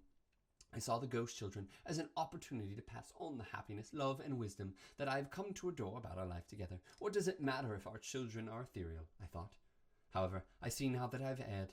As you always say, you should show nothing to your friend that might affright him. Regrettably, that is exactly what I have done to you. There is something altogether unnatural and unholy about these otherworldly spirits, and I should not have let them into our home. I should not have allowed them. Much fancier. I should not have allowed them into our home. I still want the perfect life with you. I need you here. The farm needs you here. Your country needs you here. You need to refresh and recover. Come home to Mount Vernon and see our state. I shall have fresh venison, scalloped potatoes, and a freshly stuck pipe waiting for you when you return. There we go. All right, so you see how different those are. A modern audience of a breakup letter and an anti-breakup letter from Martha to George. Very different language, very different motivations, and we shaped it appropriately so that it would speak to our audience. That's how you write a letter. All right, last thing here. We have to write to Governor Bob now. So now we're not dealing with sort of interrelational romance. We're now also dealing with political goods. So we're going to go to Governor Bob. Now, Governor Bob, I have to write to a friend to vote to support Governor Bob. Now, I'm going to think about my specific friends. So Governor Bob is going to be good for Idaho. Why? Because Governor Craig wants corn subsidies, which is bad for American health.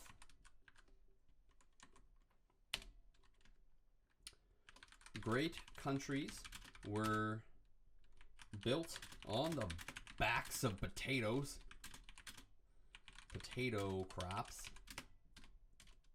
That is where we should spend our valuable resources. So that's Governor Bob's platform, right? So my friend, what does my friend like?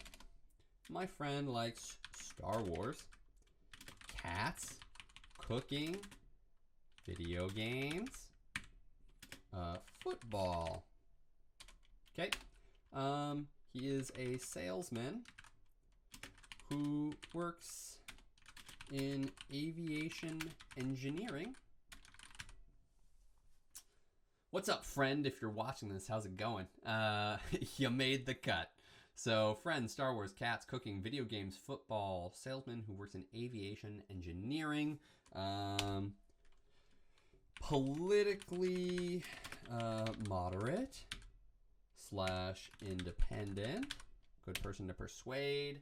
Yeah, all right. So now we have the formal causes of both of our people here, right? So Governor Bob wants your vote so that he can make America healthy again with potatoes instead of corn as our main crop.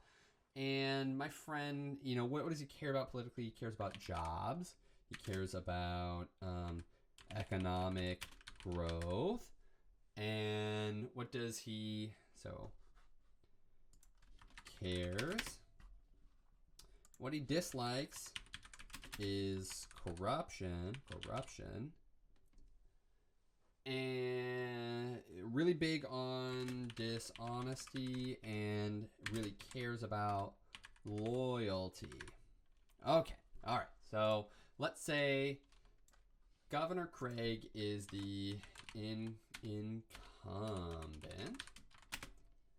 Yeah, got an R in there. Got these fat fingers. All right, so Governor Craig is the incumbent who wants corn subsidies. And we have to convince him to go with Governor Bob against his sense of loyalty, which is hard. But we're going to have to appeal to his dislikes of Governor Craig, who is corrupt and bad. So general outline, you asked my opinions on, you asked my opinions on voting this, this season? This election? Sure, you asked my opinions on voting this election. This friend doesn't even live in Idaho, by the way. So I just picked one. For his safety and for mine. Don't know why. For his safety and for mine. You asked my opinions on voting this election. I know you voted for Craig in the past. And I know you are a loyal person. But I also know how much you care about American jobs, economic, and economic. He cares about health. So that's part of his platform. Health. Let's say American jobs and their health. About Americans. Yeah, it's something weird there. All right. You asked my opinions on voting. By the way, this is more of an outline there, but also want you to know how much I care about. I also know how much you care about American jobs and their health.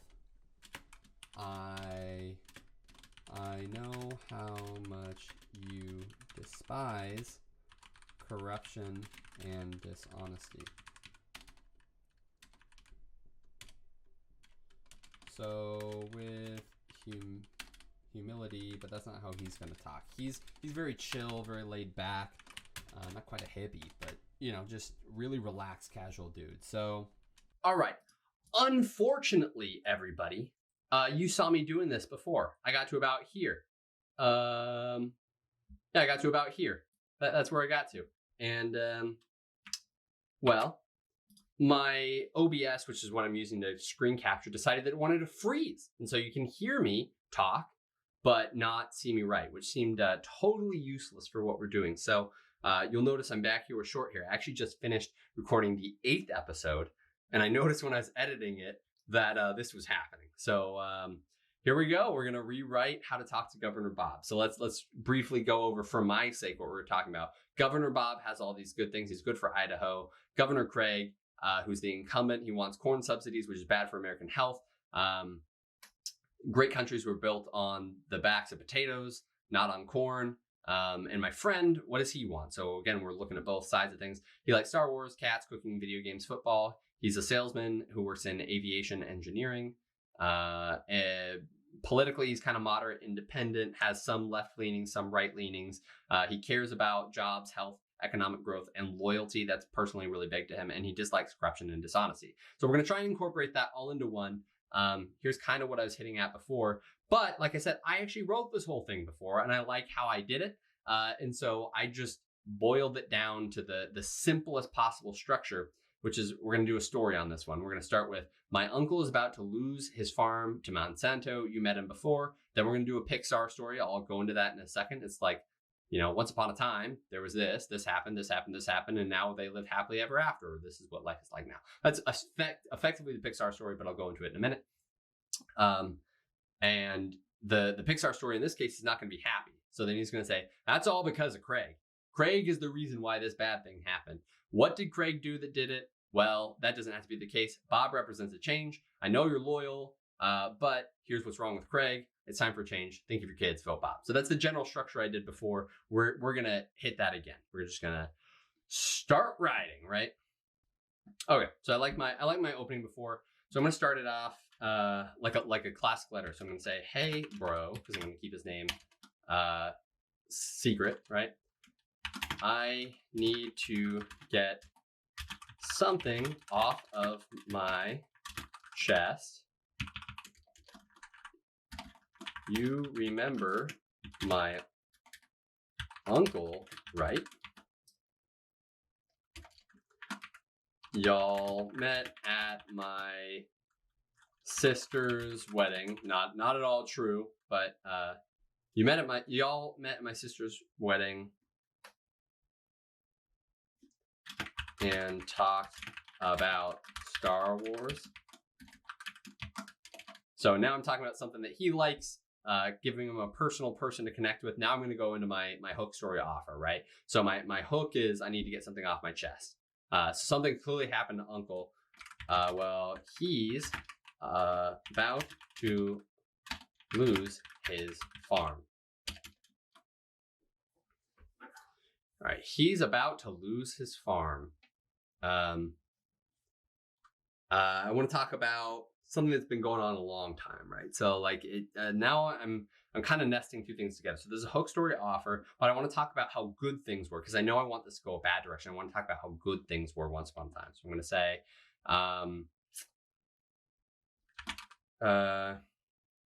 for 6, what's happening with my keyboard? For 6 generations, my family has been growing potatoes. What did I do before?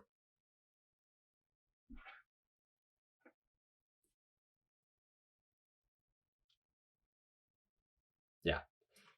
This is so hard. I'm finding this so hard to do because I know how much I liked this before and I worked on it a little bit longer. So I like both of those. You remember my uncle, right? You remember my uncle, right? All right, so we're going. Sorry, I might end up pulling a decent amount from that because again, I just liked it a lot. So disappointing. All right. Hey bro, I need to get something off my chest. You remember my uncle, right? The guy you were chatting with at the family barbecue about football and Star Wars? Well, here's the thing. My Uncle John is about to lose his family farm. He comes from a long line of potato farmers. Every week, his parents worked hard, went to church, and lived the kind of honest, hardworking lives that built this country. They put in the work, built a good life for themselves, and they taught my uncle the same values. Now we need to pull back, right? So what changed? I don't want to just pull this out of it. Maybe that's what I do. Maybe I just explain. So I'm going hook story offer, right? Hey bro, I need something that you remember my uncle, right? We're doing this. The same values. So what changed? The government started handing out corn subsidies. So there's our hook story, right? So we went in hook story, but this is also sort of like a before after bridge. So life used to be good. We did all this stuff. What happened? What's happening?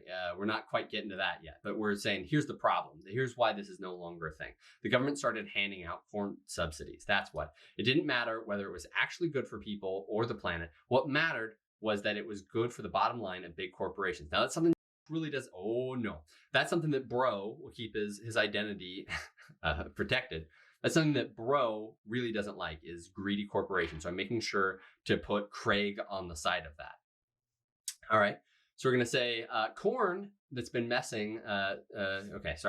For big corporations. So instead of growing potatoes, something that they've done for generations, they switched to growing corn. Corn that's been messing with everything from the soil to our bodies. So I said he's big on health. I'm gonna appeal to that, right?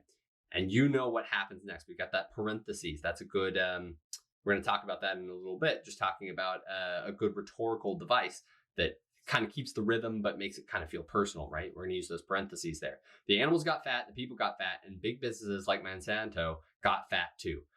So now we've got another rhetorical thing where we have different kinds of fat. Unhealthy fat, and I guess in some ways unhealthy fat, but financially fat, very wealthy, right? And really digging in on that. Monsanto is a dirty corporation kind of a thing. Meanwhile, family farms like my uncle's, they slowly got crushed under the weight of government handouts and corporate greed. Eventually, Monsanto saw an opportunity to muscle in on my uncle's farm, spread their GMO seeds in his corn, sued him for it, and now they're trying to foreclose on his land.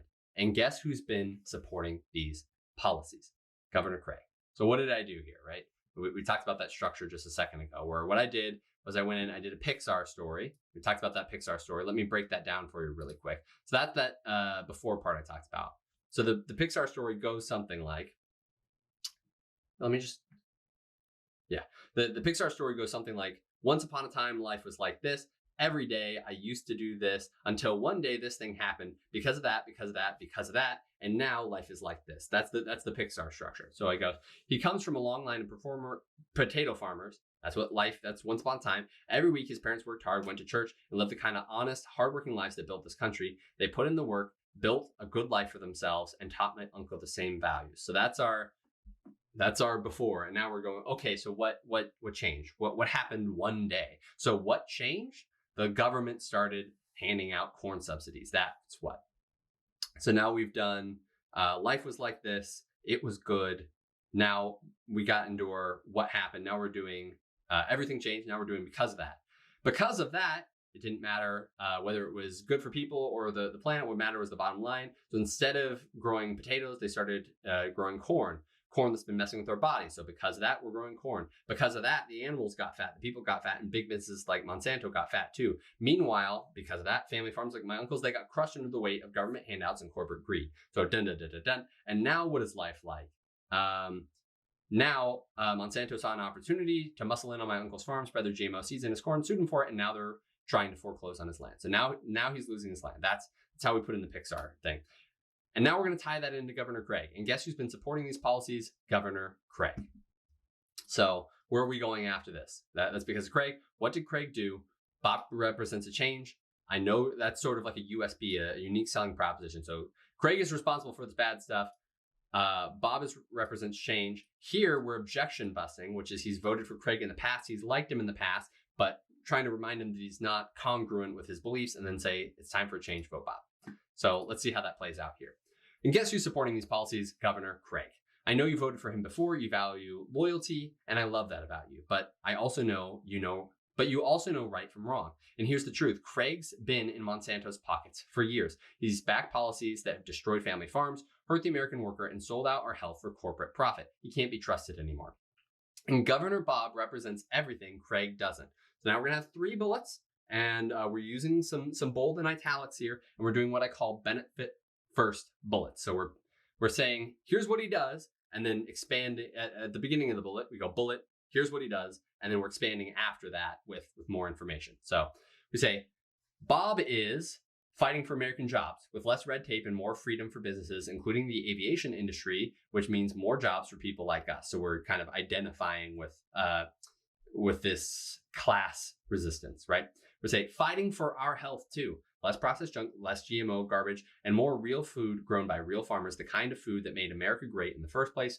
Fighting the endless corn subsidies that have hurt small farmers like my uncle. He wants to bring America back to its roots, literally, and get us back to the day when we grew for food that nourished us, not food that made us fat and lazy. Look, I know you're, all right, so we've done that. We've done our benefits. We've talked about why Bob. Now we're objection handling, right? He's loyal. He's voted for Craig before. That's something that he really values, and that's a problem that we have to overcome. So we say, look, I know you're a loyal guy, but loyalty to the wrong person isn't helping anyone.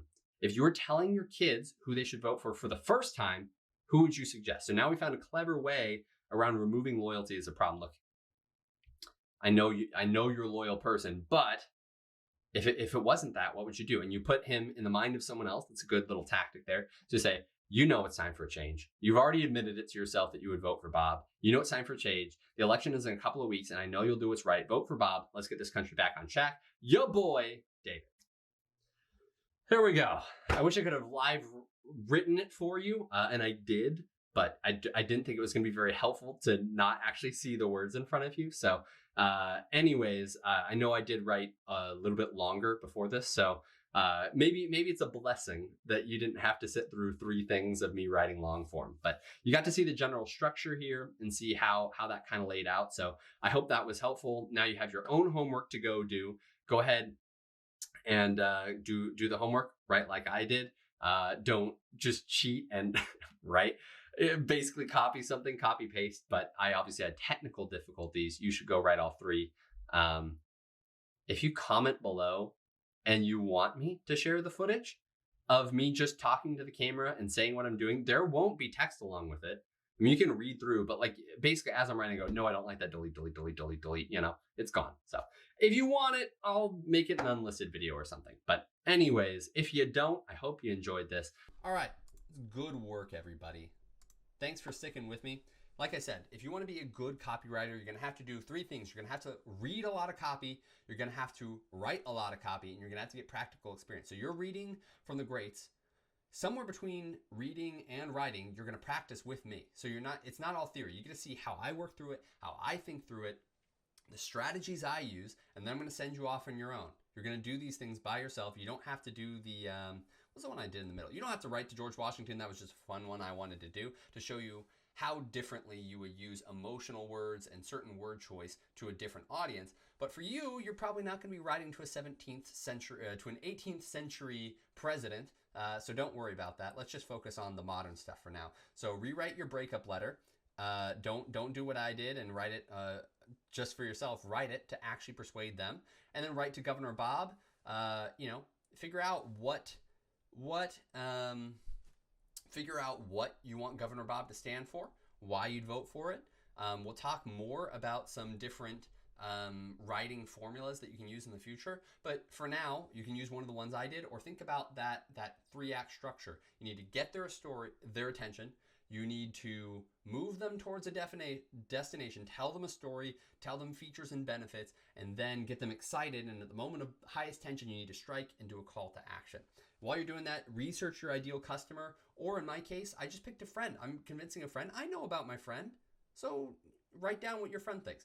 Use features and benefits that they would care about, and use emotional and power words to get your point across the finish line. And while you're doing that, just to kind of set you on the next thing that's coming, like I said earlier, the best writing in the world doesn't matter if it isn't seen. So next week, we're going to look at the part that produces 80% of the results, the art of getting attention. Right now, you're working on the keeping it and getting to move them towards attention. We didn't pay attention to that first line, the subject line, really any of that. We focused on the body stuff. And tomorrow, we're going to be paying attention to getting attention and getting results as a copywriter. Thank you, and we'll see you next time.